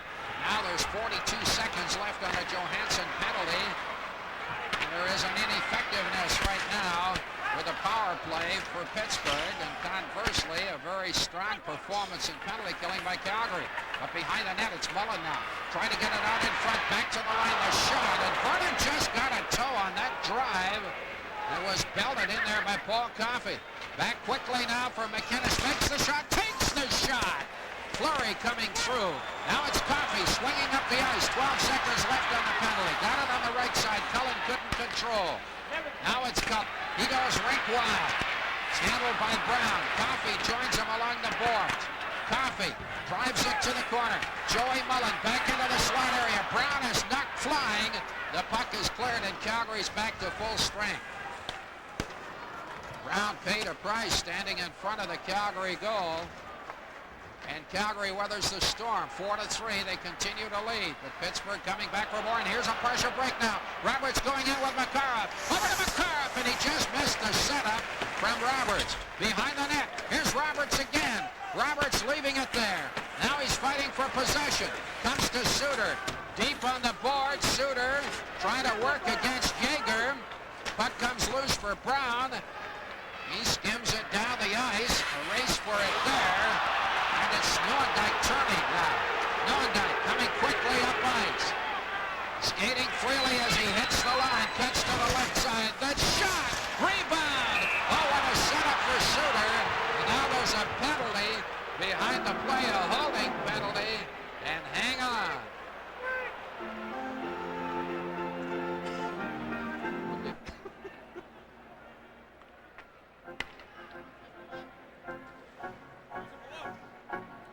Yeager with kind of a long shift gets caught for holding. Gary Roberts with a great shot on net, and Yeager with the rebound coming back had to drag him down. We're going to see a Flames power play. Pittsburgh seems to have been getting a little bit frustrated on their power play. They weren't controlling the puck very well and started to open up, and if they're going to open up against the Calgary Flames, they better be prepared for a period similar to the 5 minutes we had in the first period with all those goals being scored. We have to go back to early in the game. The last time Calgary had the man advantage. Now they have it once again. Puck is in the zone, goes back to the line, controlled by McCown. He gets it over to Ranheim, the shot, rebound! And Otto couldn't jam it past the goaltender Barrasso. It's up the ice. Bork checking well, followed by Barry Peterson. And Calgary organizing. 4-3 the score. Calgary Flames are leading Pittsburgh. There's been no scoring in this second period. And we've got 1 minute and 49 seconds left in that period. Calgary having difficulty getting organized. We had an interesting combination out there. We had Tim Sweeney over on the right side, James McCowan and Roger Johansson on the blue line. Calgary and Doug Riseborough using a lot of different players. Look out for Gillen. He hit the post. Gillen hit the post on a short-handed effort. Calgary now coming back. There's 57 seconds left in the penalty to Yeager. Makarov trying to work his way through, lost the puck. McInnes is there. He rattles it around the boards. In quickly. Theron Fleury got it back to Neuendijk to Fleury. Fleury looking back to the line for Suter to McInnes. McInnes moving toward the top of the circle. He's wide now, gives it to Suter. Suter picks it. Here's Fleury. He partially fanned on the shot, drove it wide. Back to the line to Suter. Suter flipping it through. And trying to get the deflection by Neuendijk. It just missed. Solapsky around the boards. It's held in the zone. Now it bounces out into the center ice area with 15 seconds left in the penalty. Pittsburgh changing its skaters as Calgary with its last chance on the man advantage. A long pass intended for Fleury. He can't get at it. Barrasso. Now just a minute. Are they going to call icing?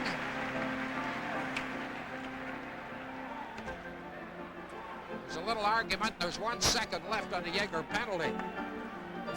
Doug Riseborough and Paul Baxter behind the bench tonight. Guy Charon up in the booth relaying instructions and observations to Paul Baxter and in turn to Doug Riseborough. The Pittsburgh Penguins have not scored a shorthanded goal this year, and this is about as close as you can come without scoring one. Hits the inside of the post, but because of the angle, bounces out in front. We have 26 seconds left in the second period. Scoreless to this point. 1 second left in the penalty. But if the draw goes to Pittsburgh, they could kill us very quickly. Long way up ice, however, for the Calgary Flames. Yeager will be back in the play. Pretty logical. You bet, Ed. Logic. Here we go. Puck is dropped. Calgary got the draw. Gilmore around to Johansson. And, of course, Pittsburgh back to full strength. Just seconds left in the period. Coffey covers up. Can't get the puck past Bureau. Puck at the side of the net. The Puck is blasted wide. It's held in by McCown. Goes up high. It's into the crowd with 6 seconds left. Another face-off in the Pittsburgh zone. Paul Coffey blew his top there. Unbelievable offensive statistics. There's only 3 defensemen ahead of Paul Coffey in the assist department. Their names like Potvin, Robinson, and Park. Only 1 guy ahead of him in goals, Potvin, and the same fella ahead of him in assists. So with the number of years that Paul Coffey is signed for, being 5, I would suggest that when he is finished, he will be the all-time leading scorer in all of those categories for a defenseman. Incredible career. What a fluid skater. Oh, he's just a great skater. Whoa. Eddie, he reminds me of you. I saw you on skates. I know. After the wrestling the other night. 6 seconds to go in the period. I'm interrupting, and there has been no scoring. A little bit of shoving there between Cullen and Makarov. Kind of an interesting switch here. You've got Gilmore taking the draw with Neuendijk being a left shot on the right side and Makarov playing his off wing, although he's a left shot, playing the left side. What are the Flames trying to do here, Ed? 6 seconds.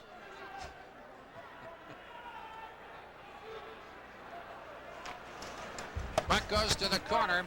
It's going to be handled there by Coffey. He'll be able to waste the time. Gilmore joins him there, and the period is over. All kinds of quick scoring in the first period, a change of goaltenders for the Pittsburgh Penguins, and we end up leaving the second with the same score that we entered it with. The Calgary Flames have shortened up their bench again a bit, going to Bureau's line on and off, but basically using 3 lines. And as far as the Penguins are concerned, I would think that Bob Johnson will have a quick meeting in between periods regarding his power play. Not a lot of offensive chances, and only being down a goal. That's what the Pittsburgh Penguins are looking for to get back in this game. Well, a second intermission coming up, and it'll be Grant Pollock, close up and personable with Theron Fleury. And of course, he'll keep you abreast of what else is happening in the National League. And the score after 2 periods of play, it's Calgary 4, Pittsburgh 3. With a number of penalties in the second, however, the league's 3rd best penalty-killing team coming up big, allowing no goals, no scoring in the second. Flames up by 1 after 2. There was a lot of goals in the first. Theron Fleury right there with one of them, 1 of 7. That's his 8th of the season for Theron Fleury, and the Flames are leading 4-3. They were leading 1-0 after Theron's goal. The Flames on a long road trip, 6 games in 9 nights, and as Jim Poplinski mentioned, Doug Risebrough is shortening the bench just a little bit. Getting a little tired? Oh, no, not really. I'd like to think that the team is in good shape, and that going into this road trip, we had a little momentum from our homestand, and you know, we've been playing well the last 3 games. It's unfortunate in Buffalo that we couldn't capitalize on our chances, but you know, tonight is a perfect example. First period we came out and we scored some goals, and in this period we held them to a couple shots on net. Mm-hmm. Doug Gilmore is your centerman right now. You play along with Paul Ranheim. You weren't together early in the season, Theron, but you thought in training camp that you would be. Comment on your line. Why is it a good line? There isn't a lot of size, but you get a lot of things done. Well, there's you know, Paul's not a small guy by NHL standards, but myself and Dougie are. But you know, we compete out there, and you know, we're not intimidated by anything, and so we're just starting to gel together. Paul's got a lot of speed. Dougie makes the good plays, and you know, I fit in somewhere in between. So it's a good combination, and it's been working well lately, and we just have to keep going. Theron, can I get you to comment on a situation that you've been scratching your way all through your hockey career, no matter what level, to make and improve people wrong? Am I right in assuming that this spring you really felt like you belonged in hockey? Number one, you were asked to play for Team Canada. I think many people were surprised. I don't know if you were. And then you get a 4-year contract for the Flames. You must have felt good about those 2 things this spring, despite being kicked out of the playoffs early. Well, it's something that I've had to battle with all my whole career, and you know, even in minor hockey, junior, and now the NHL, I have to continue to prove myself. And it, like you said, it was a great feeling for me to get selected to the Canadian team and play with the likes of Stevie Yzerman, Paul Coffey, John Cullen, guys like that. And just to be mentioned in those guys' names is quite a thrill for me, and it was a big thrill for me to play in the World Championships. And the 4-year contract is something that me and my agent went back and forth, and we felt that it was the best thing for me to do at this point, and the Flames have shown a lot of confidence in my ability and given me every opportunity to play for the Calgary Flames. Always nice chatting with you, Theron. Thanks, Grant. All right, Theron, thank you very much. Theron and the Flames are leading 4-3 with the Penguins after 2 here at the Civic Arena. Coming up next, Out of Town Scoreboard, live on 2 and 7. Maria is brought to you by Jack Carter Chevrolet's Cadillac, your total automotive center. Check out GM's lineup for 91 on the corner of Glenmore and McLeod Trails. Jack Carter, committed to customers for life. No scoring second period, but look at those shots on goal. Flames with the vast edge, 14-3 and 25-11 on the entire game. And Calgary goes into the third with a 1-goal lead, but Barrasso stood up extremely well in that second period. Vernon playing strong goal as well, but Barrasso certainly the more vigorous competitor in that period because of the shots on goal he had to handle. Pittsburgh can't be too happy, Ed. They had 3 power play opportunities, a full 6 minutes, and yet in the entire period they only mustered 3 shots. Mike Vernon, if he does get tested early in this third period, will have to be sharp because he hasn't been warm after that second 20 minutes of play. I think a goaltender fears that, doesn't he? Sitting there cold, has to handle 3 shots in an entire period. It depends who's shooting it at. I suppose. Coffey in his own zone got it smartly up into center. The return pass flipped it through on the right side for Bork. Bork turning on the speed, cut behind the net, overskated the puck. It's left there. Calgary with possession. It was a giveaway right out in front. The puck driven wide, and then Bork on the rebound off Vernon's backside was driven down the ice. I was just flipping through the score sheet as well, Ed. The Recce line with Stevens and Cullen have only 1 shot between the 3 of them in 2 periods of play. Calgary's done a checking job, obviously, there. Musil bothered by Tanti. The puck goes loose. Calgary now going to the attack as weaving out into center as Matteau takes the long shot. Barrasso had to be careful. He fires it up to the blue line, not across. Matteau with a loose puck, put it to an open wing. It's taken over by Recce, who just stepped on the ice. Recce getting over on the far side to Stevens. And the shot was high as it was deflected neatly by McInnes, and it's up the ice. Calgary going straight back to the attack now. Moving into the slot area. The drop pass was for McInnes. He backhanded it. It's sliding the slot. And Barrasso goes down with Fleury right there. And then one of the Flames is on top of him. That was Gilmore. Back down at the other end. That shot by Zalewski. Oh, Vernon. What a golf grab there. And he had a couple of players on his lap. Great goaltending both ends of the ice. Well, that was back and forth, Ed, and as so often happens when you have a great opportunity at one end of the rink. Take a look at the defenseman. Doug Gilmore gets the D, Zarli Zalewski, to follow him. And because of that, Al McInnes is left with a wide open shot on goal. And then Doug Gilmore does his best impersonation of the takedown, something, Ed, that you've seen a lot of. Zalewski gets great wood on this shot. Vernon, through traffic with Suter and Stevens right on top of him, gets that puck in his mitt, causes a stoppage of play. Well, we wondered a lot about how hot he might be given the lack of work, and an illustration there by Mike Vernon. Fine illustration on that drive. Face-off. Pittsburgh is down by a goal. It certainly tightened up after a hectic opening period. Puck is up into no man's land in center ice. Brown turns. Vernon tees it up there for Natras. Natras flipping it up ahead. Calgary going on the attack now. As quickly Neuendijk. He falls. Erie can't get it out. Does just trickle over the line now. Held in by Roberts. He got it over on the right side. Erie going to the corner. Erie looking for help. He's jammed by Natras. Joining him there was Mullen. Mullen can't get anything going. Calgary trying to vacate the premises. Can't get the puck out. But now it's lofted down the ice, short of the goal line, no icing. And Pittsburgh with control. We played nearly 3 minutes of the third period. It's Calgary leading Pittsburgh 4-3.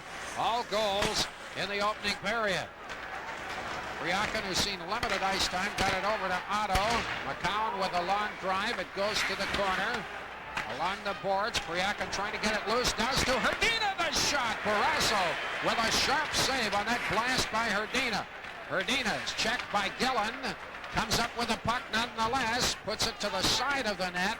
And it's cleared to safety behind, and Pittsburgh takes over control. Daniels along the boards. Gets a rude greeting from Otto. He checked him well. Scramble for the puck in front of the Calgary players' box, and it's down the ice.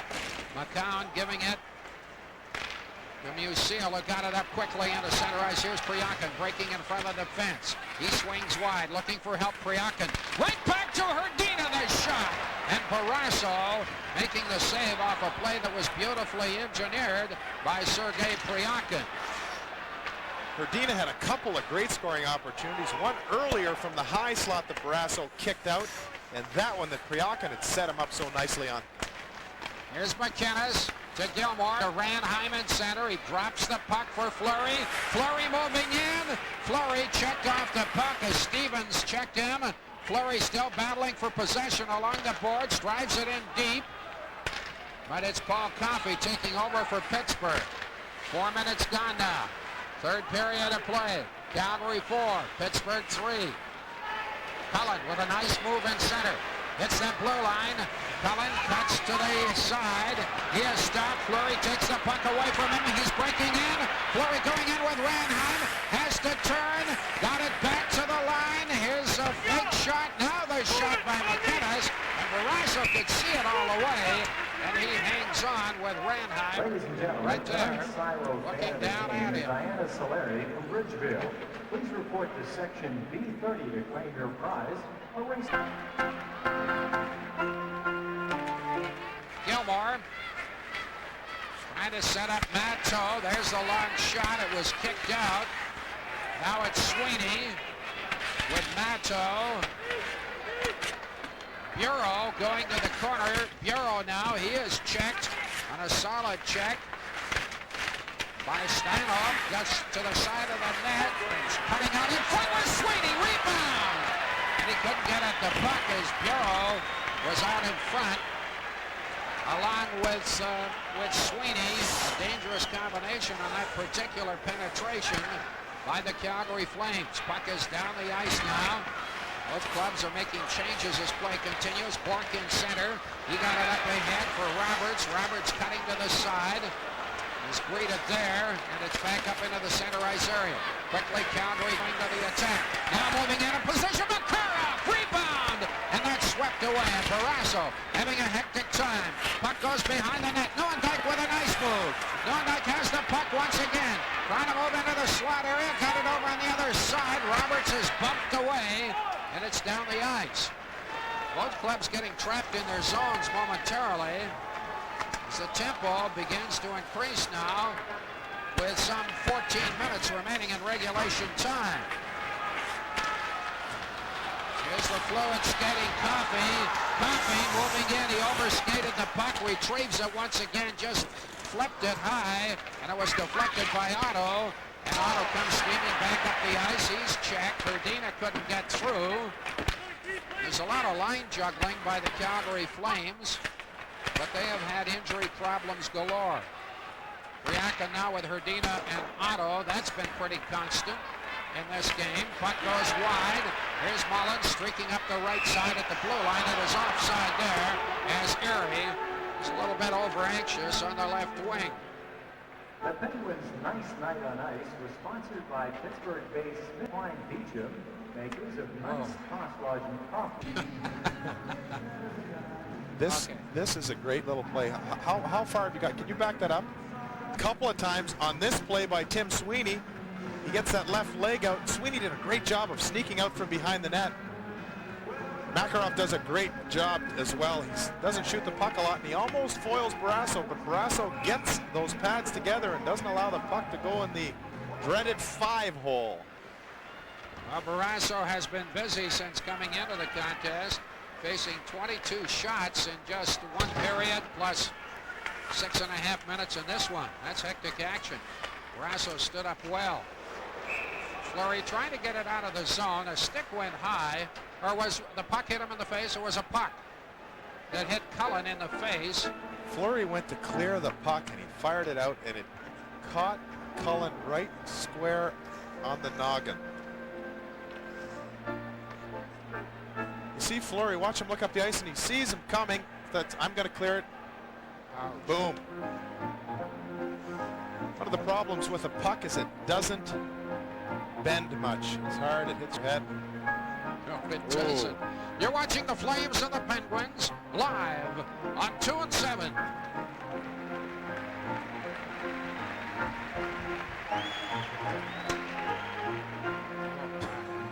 You should wrestle. No, don't say it.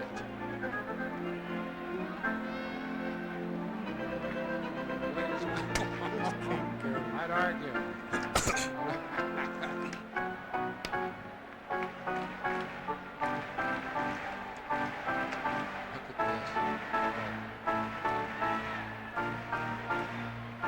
Well, when things go bad, they go bad. The option line is but one shot on goal tonight, and if that isn't enough, Cullen takes the black disc in the head, and I would guess with the amount of blood coming out of there, he's going to take a few stitches as well, Ed. Meantime, the score is 4-3. Calgary leading. Third period, and we're nearing the 7-minute mark. A ways to go yet. Calgary with a 1-goal lead. They have dominated, as you might notice, by shots on goal, which are 33 to 13, but nonetheless have only 1-goal edge.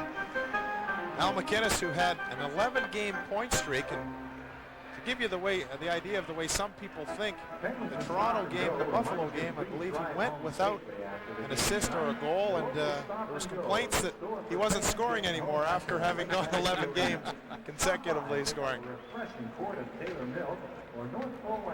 Oh, you know, it's absolutely amazing, Ed, how these guys, they don't get any mention, but I'll tell you what, coming out of playing, I never realized how much work it takes to put a game together, and the poor guys in the truck never get mentioned, and they do an absolutely outstanding job.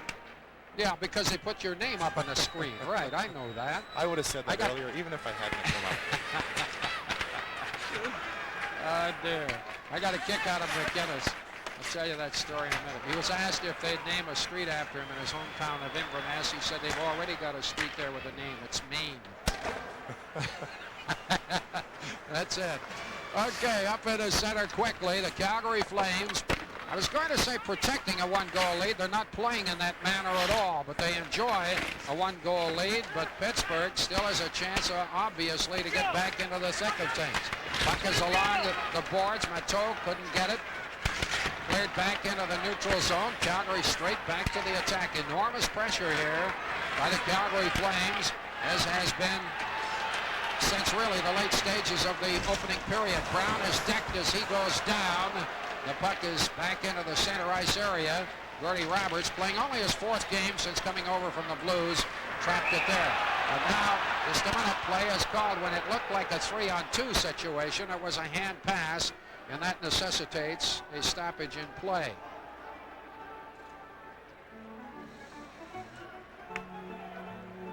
Take a look at Gordy Roberts, how he steps up on the play. The reason the whistle was blown was because the puck went from the defensive zone to the offensive zone, and Paul Stewart, right on top of things, blew it down. And that made Pittsburgh Penguins have to go back for a faceoff. Gordy Roberts just joining the Pittsburgh Penguins. I saw him the other night when he was playing with the St. Louis Blues, and he had just been called up from the minors, so he's got to be a happy guy that he's back in the National Hockey League on a regular basis with a team that's definitely improving. Pittsburgh, boy, they're in a tough division here. Right now languishing in 5th place, but very much in contention. But it isn't going to be easy, and we certainly hope for the sake of this franchise that Mario comes back. Here's Makarov banging the puck to the corner. Johnson is after it there. Neuendijk comes up with it. Neuendijk tried to flip it back to the line. It's down the ice, and Natras has to go back deep. Pittsburgh has got to get something going here. Bob Johnson was saying that he'd like to have a line, a big line that can get in there and do some banging and crashing, and they can sure use that about now. Calgary's outshot them 8-2 in this period thus far. They really had a domination. Johnson battling for possession. Roberts can't get it. Coffey does. Coffey at his own line starts it up for Bork. He turns at the blue line, still manages to hang on. Coffey steering it to the corner. That's intercepted. Neuendijk lost possession. Tanny trying to come out in front. Knocked down by Suter. The crowd campaigns for a penalty. Doesn't get it. Now it's Calgary coming back. Here's Fleury. Moving in. Shoots. Rebound out in front. And the goaltender sent flying by Gary Roberts. And play continues. And the crowd is really surly now. Coffey. Coffey at the line. Gets it to the other side. Oh, what a chance there for Ricky. And he drove it wide. Play opening up suddenly. It's down the ice. Reinhardt turning on the speed. Put it into the slot. Nobody there. Zalewski. He's challenged by number 14, Fleury. And I'm constantly amazed by how physically that kid plays the game when he's massively outweighed. Fleury's got a great ability to throw his entire weight at somebody, and he delivers some crushing body checks, even though he's well under 200 pounds. Smashes a lot of kneecaps that way, I think. Recchi on the boards. Puck is bouncing. Comes back. Oh, Cullen the drive from close range. And Vernon makes the save. Some great action here, and this is your Molson Hockey telecast.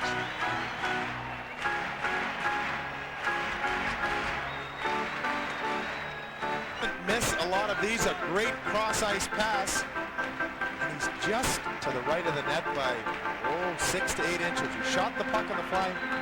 He might be thinking, jeepers, I should have stopped it and made sure.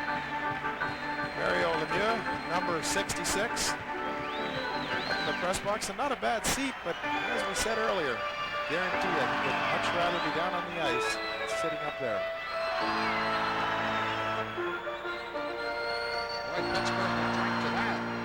There was plenty of drink behind him to drink to that. Well, I didn't want to mention that, Ed, but it's just colored water. They do that to make it look nice. Mario, we know that. Up along the boards now. Otto trying to work his way through. Puck comes back. Handled by Sweeney. Put it out in front. It was just swept away by Johnson on a good defensive play. Sweeney, he's jammed by Johnson. Puck goes around the boards, and the tempo is increased in this period. Erie can't catch up to the puck. Sweeney can. And he backhands it into the Pittsburgh zone. We're past the 10-minute mark of the third period. Calgary leading by a score of 4-3. Barrasso grabs the puck with Otto there, and play is stopped. Barrasso has done a great job since coming in at the end of the first period. He's faced a pile of shots, and he hasn't had a whole lot of help. The nice thing about it was the shots originally came from out far, and now as the Flames are getting closer, he's warmed up, and he's kicking the puck out very, very well. Peter Angelo had to handle 11 shots, and Barrasso has handled, what, 23? Bob Johnson, his son Mark, is playing over in Italy right now, and he's the third leading scorer in the league there. He just happens to be behind a gentleman by the name of Jari Kurri, and a former NHLer and former Toronto Marlboro, Mark Napier, leads the scoring in that Italian league. I got to tell you, those Oilers are really missing Kurri. You hear a lot of talk about Messi, and of course, you know he's the heart and soul, but Kurri is another factor in the Edmonton Oilers skid, isn't it? Oh, there's no doubt about that. And when you lose that number of players, the Oilers have been so good at living through adversity, but you get that amount thrown at you, and there's got to be a period there where you're going to go down for a bit. But there's no doubt in my mind that they'll be back at the end of this season at the very latest. Now, I agree, they're still a potent force. Face-off is to the left of the goal, and taking it to safety was Roberts. Gordy Roberts that is, coming out of his own zone, up into the center ice area. Long pass intended for Gillen. Makarov checked very nicely, and then got it up the wing. Calgary with Roberts carrying. Made a move, go to the corner, but Hillier wouldn't let him get through. Neuendijk was slammed into the net in the interim, and it's back into the center ice area for Pittsburgh. Puck was taken by Hillier. Yeager goes to the corner, turns on the speed. Then he gets jammed out of the play, and it bounces off the glass. It's held in by Gillen. Gets it over to Bork. Put it across. Side of the net. Big he holds it out. This Ed looked like a very, very harmless play. I was wondering why Gillen didn't shoot it. He went across to Bork, and Bork in turn came back to him, and I don't think Mike Vernon expected the puck to get to the net. Just take a look and see what you think if Mike Vernon is ready for everything that's going on. Gillen doing a great job to get the puck down and put it on the ice. Vernon manages to cover up, and so do four other Flames. Maybe a little bit more concentration there, and it wouldn't have needed to be four Sweaters jumping on top to freeze that puck. Program note here, Hayden sees football and fishing, but no Christine when she asks him what the future holds on Coach right after Wings and Who's the Boss tonight following Flames hockey here on 2 and 7. We'll be looking for the Canadian Airlines play of the game too, and I don't know whether we've got one coming up here because here's Ranheim, but a very late whistle as Ranheim and Fleury broke in, but the play is nullified. As we said earlier, a rookie puts up with a lot of things. Paul Ranheim went through it last year. Yager has gone through it with the same guy a couple of times tonight. Gary Suter doing a great job in riding him off the play. And then just something a little bit extra. Both ways. In calf rope, and you call that a rubberneck, Ed. All right, play is in the Pittsburgh zone. Gilmore behind the net, shovel it out in front, nobody home. It's a 3-on-3 situation now. Up the ice comes Stevens, gets it over to Recchi. He goes rink wide, trying to steer it over to Cullen. Ranheim was there. It's belted into center. Fleury has lost his helmet because of some shenanigans going on behind the play.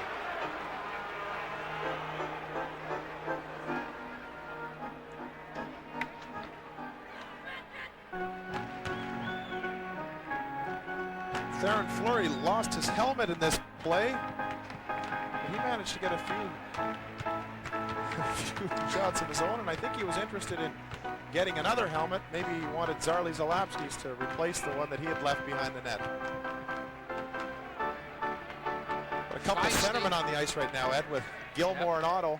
In every situation towards the end of the game, I would think you'll see Doug Risebrough putting a couple centermen out there so that the Flames get possession of the puck more than they lose it. That's precisely what happened there. They did get possession. The puck is down the ice, and Paul Coffey is in charge of organization for Pittsburgh at the moment. He flips it high in the air. Comes to the line. Musial back passes into the center ice area. Bureau was knocked down by Erie. Priakin in the middle. Bureau drives it in deep. Calgary making some changes now. We've got 7 minutes, 40 seconds left in the third period. Calgary 4, Pittsburgh 3, and there's been a scoring drought since the opening period. Puck is belted back into the neutral zone. Calgary laying it tough in the checking department. Brown tried to rifle it through. He was stopped. Brown goes back to center to retrieve it. Makarov starts off now into the center ice area. Tried to pump it through. Roberts couldn't get at it, however. Here's Coffey. Coffey's dangerous. Comes and puts it out in front. Deflected off Musial. They jam at the side of the net, but Vernon has the puck. Close in play, but the always dangerous Coffey couldn't punch it home this time. Bernie actually with the speed going wide on Frank Musial. Gets to the net. Mike Vernon with great concentration here is going across because he's got Joey Mullen going to the net. And even though the puck doesn't get there, Vernon keeps his eye on it and frees it. Good job by Mike Vernon and a great rush and super speed by Paul Coffey. Calgary has outshot its opponent 34-16 thus far in the game, but they lead it only 4-3. And there's 7 minutes and 8 seconds remaining in the third period. Vernon stretches a little. Otto gets set to face off. He's in there against Cullen. This is the big line for Pittsburgh that has not been productive tonight. Loose puck comes in front. It's taken there by Natras. He's content to just put it down the ice. And Calgary changes its skaters. They'll do that often too, of course, as time ticks away and they have the 1-goal lead. They want fresh troops on the ice. Zalapski on the right side. Puck is taken in center up the left side by Stevens. Stevens is jammed into the boards. Recchi trying to get at it against Ranheim. Suter put it around the boards. Fleury is there. He's jammed.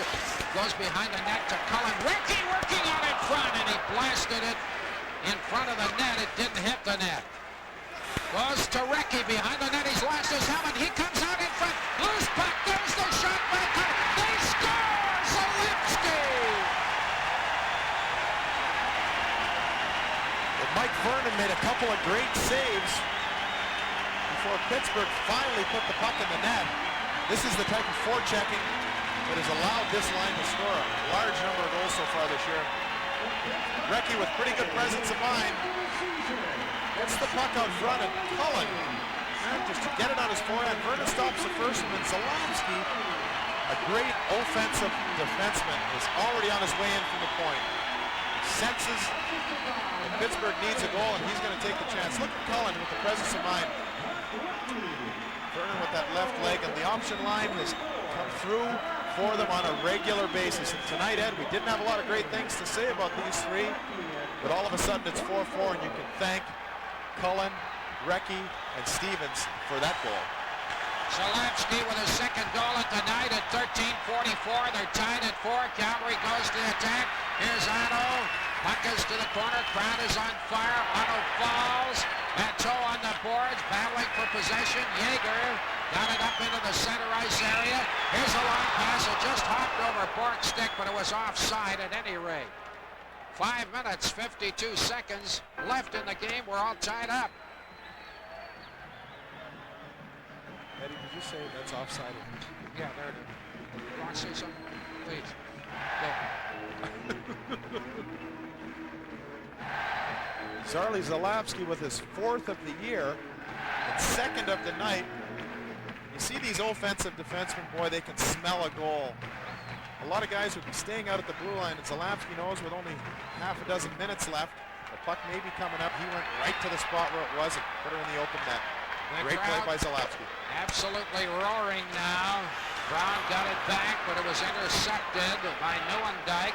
He goes in with Makarov. Makarov had to swing back, put it off the boards. Pittsburgh taking it over in the center ice area now. Moving in smartly is Mullen. He's not flying. McInnes turns, and the net is off the mooring, so play is stopped. But the crowd is booing because there are bodies all over the ice. Well, there was 2 bodies in the air at the same time. Joe Mullen was trying to get around Al McInnes. Mullen's got deceptive speed. He gets a step on McInnes, and look at him. As soon as he gets there, he gets that left shoulder down, pushes McInnes' stick away.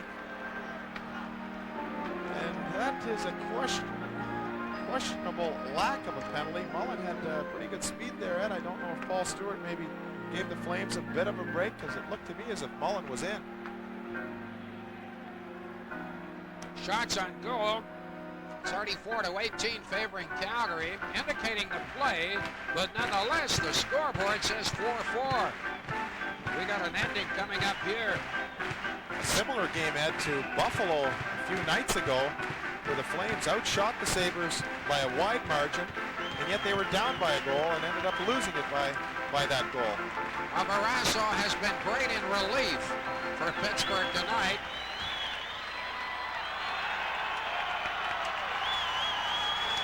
Here's Cullen trying to cut in front.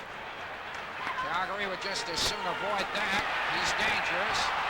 And now Matteau was interfered with. He was not flying. And as a result, there's going to be a penalty here to Hillier of Pittsburgh, and he's enraged. Matteau with great speed. He was in full flight going down the ice, and Bob Johnson is not happy about this. But as Bob will say to his players, you have to rise to the occasion, and there's swings and momentum in any game, and we've got to defend this one in order to give ourselves a chance to win this hockey game. You see the time of the penalty. That time is not particularly propitious as far as Pittsburgh is concerned. Late stages of the third period, and the game tied at 4. And Calgary not having much chance tonight on power play opportunities. They've only had a couple of them. This is their third kick at the cat, as it were. Well, Stewart made the right call with that penalty. Matteau forced Hilliard to either turn and go or interfere with him. And he interfered with him, and Paul Stewart made the right call in calling an interference penalty. Puck is along the boards. Makarov holds it in. Here's Neuendijk. Neuendijk moving toward the top of the circle. He moves in deeper, gives it to Makarov. Back to Neuendijk. Nice shot. Barrasso. A great save off Neuendijk, who blasted it quickly. Well, things haven't gone great for Tom Barrasso, particularly last year. This year, he's been a little bit sluggish. And a game like this, where your team has got 4 goals scored against them in the first period, if you can come in and make saves like this to allow your team to win a hockey game, boy, a great confidence boost. And confidence is so important in a professional sport, and particularly when you're under pressure all the time as you are when you're a goaltender. It's tied at 4. Exactly 5 minutes remaining in the third period. 1 minute 42 seconds left on the Hillier penalty to Pittsburgh. Face-off to the left of Barrasso. Cleanly back to McInnes. McInnes got him along the boards from Maroff over to center. The shot. It didn't get through. Gillen is there to rattle it into center. He's going in now. Gillen working his way to the side of the net. He got the pass from Erie. Couldn't get much of a shot away, just deflecting it wide. Calgary back to the attack. A minute 15 left on the penalty. Fleury with a nice move. Moving in tight. The shot. He bounced it off a post. I think it went through, didn't it? Now it goes behind the net. Fleury with a close call at any rate. We'll take a look probably on a replay as to specifically what happened. And there's a pile-up behind the net. 1 minute 4 seconds left on the penalty. That was a great shot by Fleury. He disguised it very, very well. Was going down the left side and got a real quick shot away. And by the sound of it, I couldn't tell whether it hit the post or hit the inside. Take a look at Fleury. Keeps his feet moving. He's got that little bit of a hop in the air, and he looks to the middle, and then he shoots the puck. Let's see if we can't see where that puck goes. Right off the post, dead on. A great shot about halfway up. Look at Theoren Fleury looking to the middle of the ice. He disguises it, boom, gets the shot away. Barrasso playing his angle perfectly. If he'd have been off the mark, that shot would have been an inch closer to his right. It would be in the net now. 1 minute left in the Hillier penalty. 4-4 the score. Coffey in his own zone. Got it along the boards for Barry Peterson. McInnes holding it in. Played it around to the corner. Calgary with control of the puck. It's Gilmore getting it over to Ranheim, trying to work his way in close. He got it back to the line. Here's Suter with the puck to McInnes. McInnes looking, flipped it to the side of the net. They jam it! They score! Gilmore jamming it in at the goal mouth just as it was trickling across the goal line. And now the crowd salutes the referee, feeling that he jobbed them with a penalty to Hillier. Well, Barry Smith is very, very upset. Take a look at everybody converging on the net. McInnes and Suter are passing the puck back and forth, and McInnes has got that great vision. Ranheim yells for the puck. McInnes sees him, and Doug Gilmore bats it across the line. It was trickling in with the outlet shot to it. Might have made it. It was one of those kind of goals, but I'm sure it'll go to Gilmore. Right now, the referee is having an argument with Cullen. They give it to Otto. They said it was going across the line. Joel Otto. It may be, if you look closely, that Gilmore touched it when it was just over the line. Well, depending on who has bonuses, Ed, I think they can always petition the National League and have it. There you go. In some way. And now this crowd is really angry.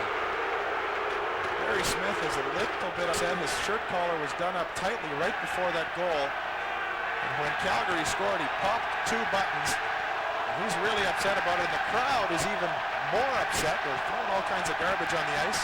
They're also shouting an obscenity. Watch this. Ranheim with a good wrist shot. Let's see if it goes over.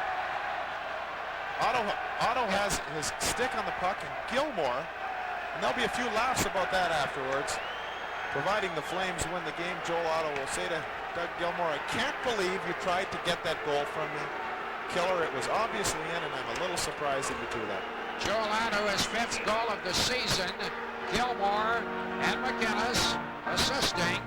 And McInnes now moves into a tie with some chap named Gretzky for the scoring lead, along with Cullen. I think they're all jammed in there. Well, I don't know.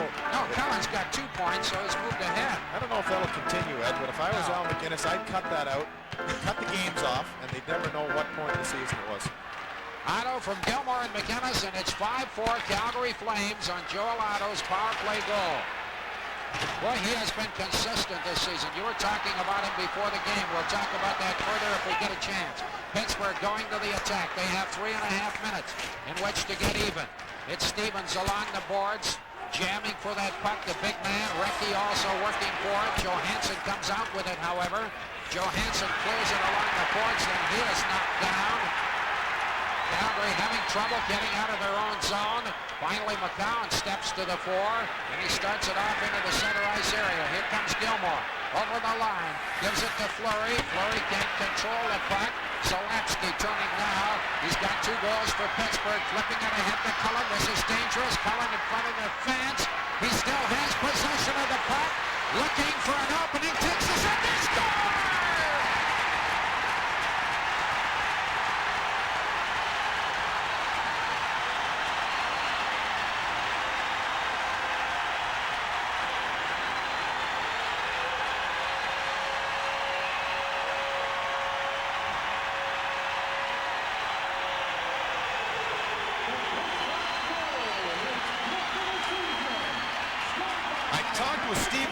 Former teammate of Cullen's. One of the things he said was Cullen sees the ice better than 99% of the players in the game, and compared him to Gretzky and seeing the ice, Cullen does a great job of keeping his composure, and it allows Bob Erie to get to the front of the net and get his stick on that puck. Boy, a great goal, not only from the play, but from the timing point of view as well. And talked about Cullen and Stevens and Recchi getting the job done. Well, Erie was involved in it this time, but boy, those guys have come to play when the Penguins have needed them. Cullen has 3 assists tonight. Zalewski also assisting on the Erie goal. Mario looking on, knowing he can't do anything about this situation. As we told you earlier, he undergoes the examination tomorrow that could well decide his future. They're very worried about it. This man, Bob Johnson, said, we don't know for sure whether he's ever coming back. Well, what Bob Johnson wanted to do with the Flames tonight was evaluate his hockey team. You know, he was talking about 11 world-class players on the Flames, and he's had that opportunity to see a lot of different circumstances. He'll benefit from a game like this, and so will his players. Ellerie's goal, his 5th of the season from Cullen and Zalewski, and we've got us a 5-5 tie, 2:45 remaining in regulation time. Calgary now clearing the zone. It's quickly Neuendijk. He's checked off the puck. Mullen coming back. Mullen steps in front of the fence. The shot deflected, didn't get through. Erie put it across the goal mouth. Goaltender Vernon was tied up, but the puck trickled to the boards. And now there's going to be a penalty. There's something going on here between McInnes and Brown, and we'll await the ruling on that one.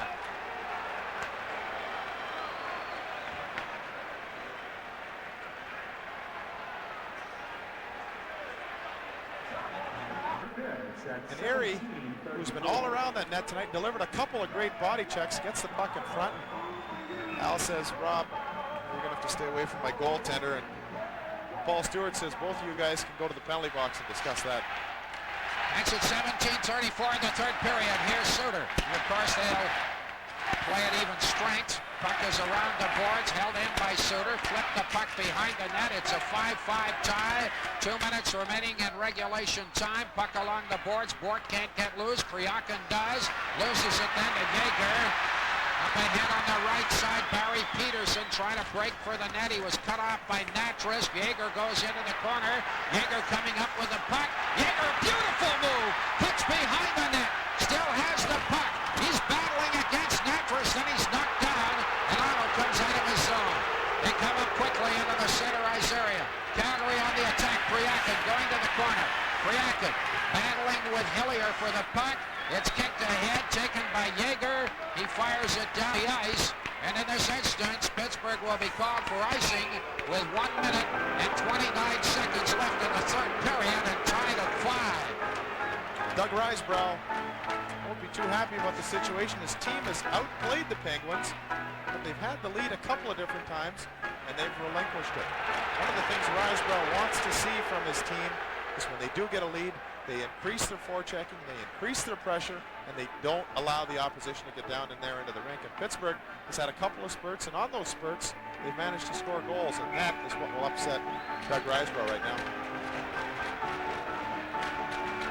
1:29 left, third period of play. Big face-off right here to the right of Barrasso, who has been scintillating since he came in out of the bullpen. Cullen is waved out. Recchi will go in against Fleury. Has a little conference with Stevens and his other line mates. Puck goes to the corner. It's rattled off the boards. It went over McCown's stick, and Johansson has to go back. He rifles it up into the center ice area. Off the boards, it goes down the ice. Vernon set up behind his net. We've got 1 minute and 10 seconds remaining in the third period. Calgary coming out of their zone. There's a long lead pass. Streaking to the right side. Ranheim catching up to that puck quickly. Knocked down by Zalewski. Puck goes to the corner. Gilmore can't control it there. Here's a 3-on-2 as Pittsburgh comes back quickly now. The drop pass working in is Recchi. He's hauled down. Bangs into the goaltender. And play is stopped. They're going to have a penalty against Calgary here. A hooking call. All of a sudden, Paul Stewart has 16,000 and some odd supporters with that particular call. For some reason, the same type of call in favor of the Flames was not greeted with the same sort of reaction from the crowd, Ed. That's a 19-10. Gilmore gone. Take a look at Recchi's change of pace here. He just jumps right in the hole, and he puts the gas on. And Doug Gilmore gets him on that right side. When a guy's cutting for the net, you give him a bit of a tug, and it doesn't take a lot to take you off stride. You go down. A gutsy call by Stewart, but probably not an incorrect one. That's a 19-10. And of course, it would slop into overtime if Pittsburgh cannot capitalize on the man advantage. So Bob Johnson is into his notebook. Well, there's no doubt about that. One thing you can always count on is Bob Johnson is prepared. Whether it's pulling your goalie in the final seconds or a 5-on-4 with 50 seconds left, you know that Bob Johnson will have 5 players, 6 if the goalie's pulled. Each person will know his responsibilities. There will be absolutely no doubt as to what he's got to do. If it isn't executed, it isn't because each guy didn't know what his job was out there. Johnson tells us he goes through a book every 10 games. That doesn't count his master list that he keeps on his desk. He's a student of the game, and he's putting his students out here. The Pittsburgh Penguins with a man advantage at 19-10 of the third period. Score tied at 5, and the big line is out. Collins with Stevens and Recchi, Zalewski and Coffey. It's a potent combination. Otto for an important face-off against Cullen. Cullen arguing with the linesman. And again, there is hesitation as Recchi was a little over-anxious. Puck is dropped. A scramble for it there. Actress shoves it up ahead. And now here's a partial break by Otto. He's got company. Takes the shot. Rebound came out in front. And the goaltender knocked it down. There's a 4-on-3. Recchi putting it to the open side. Vernon played it around the net, high off the glass. It was stopped by Recchi. Cullen trying to get it out in front. A beautiful save there by Natras. Cullen with the puck once again. Good pressure, got it back to the line. To Zalewski. Zalewski looking over to Coffey. The shot scores!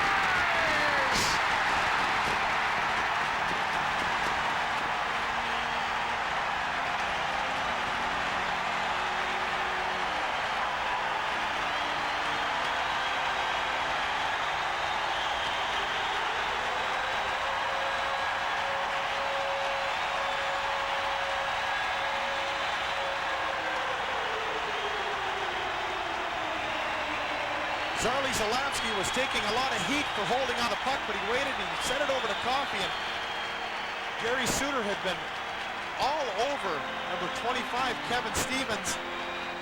Moved out of the way, and that puck just came by. Mike Vernon was screened. It was the top corner. He didn't have much of a chance on it. Well, all of a sudden, Mario's back feels a little bit better. Not only is he standing up, but he's got a smile on his face. And I will guarantee you that there's 20 other players, teammates of his, that are feeling a lot better about this hockey game right now. And we talked about this at the start of the game. Some games you play well and you lose. Other games you play not so well and you win. Well, tonight, the Flames, I think it's safe to say, have outplayed Pittsburgh in most parts of the game, except a few instances. And because of that, they're down by a goal with only 14 seconds left. Coffey with the power play effort from Zalapski and Cullen. Cullen, as we had mentioned earlier, was strangely silent, really, in this game until the third period, and he has assisted on all 3 goals for Pittsburgh. They're ahead 6-5, 14 seconds left. The Flames will go with 6 attackers with 14 seconds. You need the 6 guys right away. By the time Mike Vernon would get to the bench, the game would be over. So there's an extra guy out there right now, and you're going to be looking for a little bit of speed. Ranheim and Fleury will be there. A good playmaker, Gilmore, who can hit that hole. McGinnis, who can see the ice. Lewandijk moving right off the face-off. Important face-off. The puck is controlled. Shot down the ice. A chase for it. Here's Lewandijk out in front. Oh, what a chance for Ranheim. And Barrasso stopped him. The puck is up the ice, being chased by Bart, but the game is over.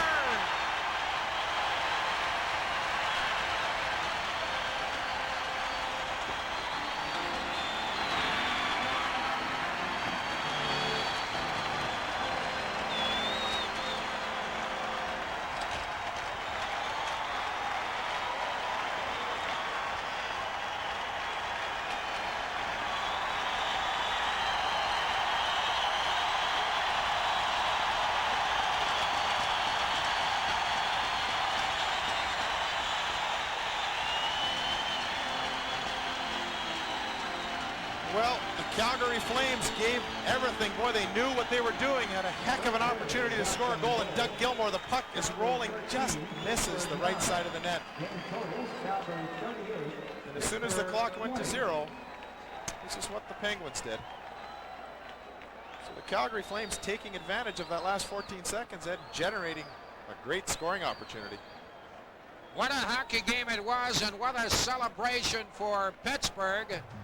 Although dominated by the Calgary Flames for the better part of the game, the Flames lose it. Final score, Pittsburgh 6, Calgary 5. In a moment, our Molson Cup 3-star selection.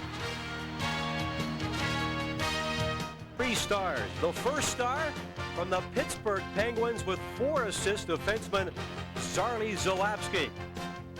The second star, Paul Coffey, again from the Penguins. And the third star, also from the Penguins for 2 periods of play, goalie Tom Barrasso. So the Flames' record on the 6-game road trip after 3 games, 1 win and 2 losses. Now the story of tonight's game, I guess you could say, well, this city, the Pittsburgh, is known for its H.J. Heinz Company, a company known for ketchup, and ketchup is exactly what the Penguins did tonight as they score a big goal with 14 seconds to go in the game. A power play goal for the Penguins. Zarley Zalapski passing it to Paul Coffey for Zalapski, his 4th point in this game. Once again, let's recap tonight's Molson Cup 3 stars, all from the Pittsburgh Penguins. They are Zarley Zalapski, Paul Coffey, both defensemen, and goalie Tom Barrasso. And the overall Molson Cup standings for the Flames do not change one bit because one Flame was involved in the 3-star selection tonight. Once again, the final score here in Pittsburgh, Flames lose by 1, 6-5. Our Molson Hockey telecast will continue in a moment.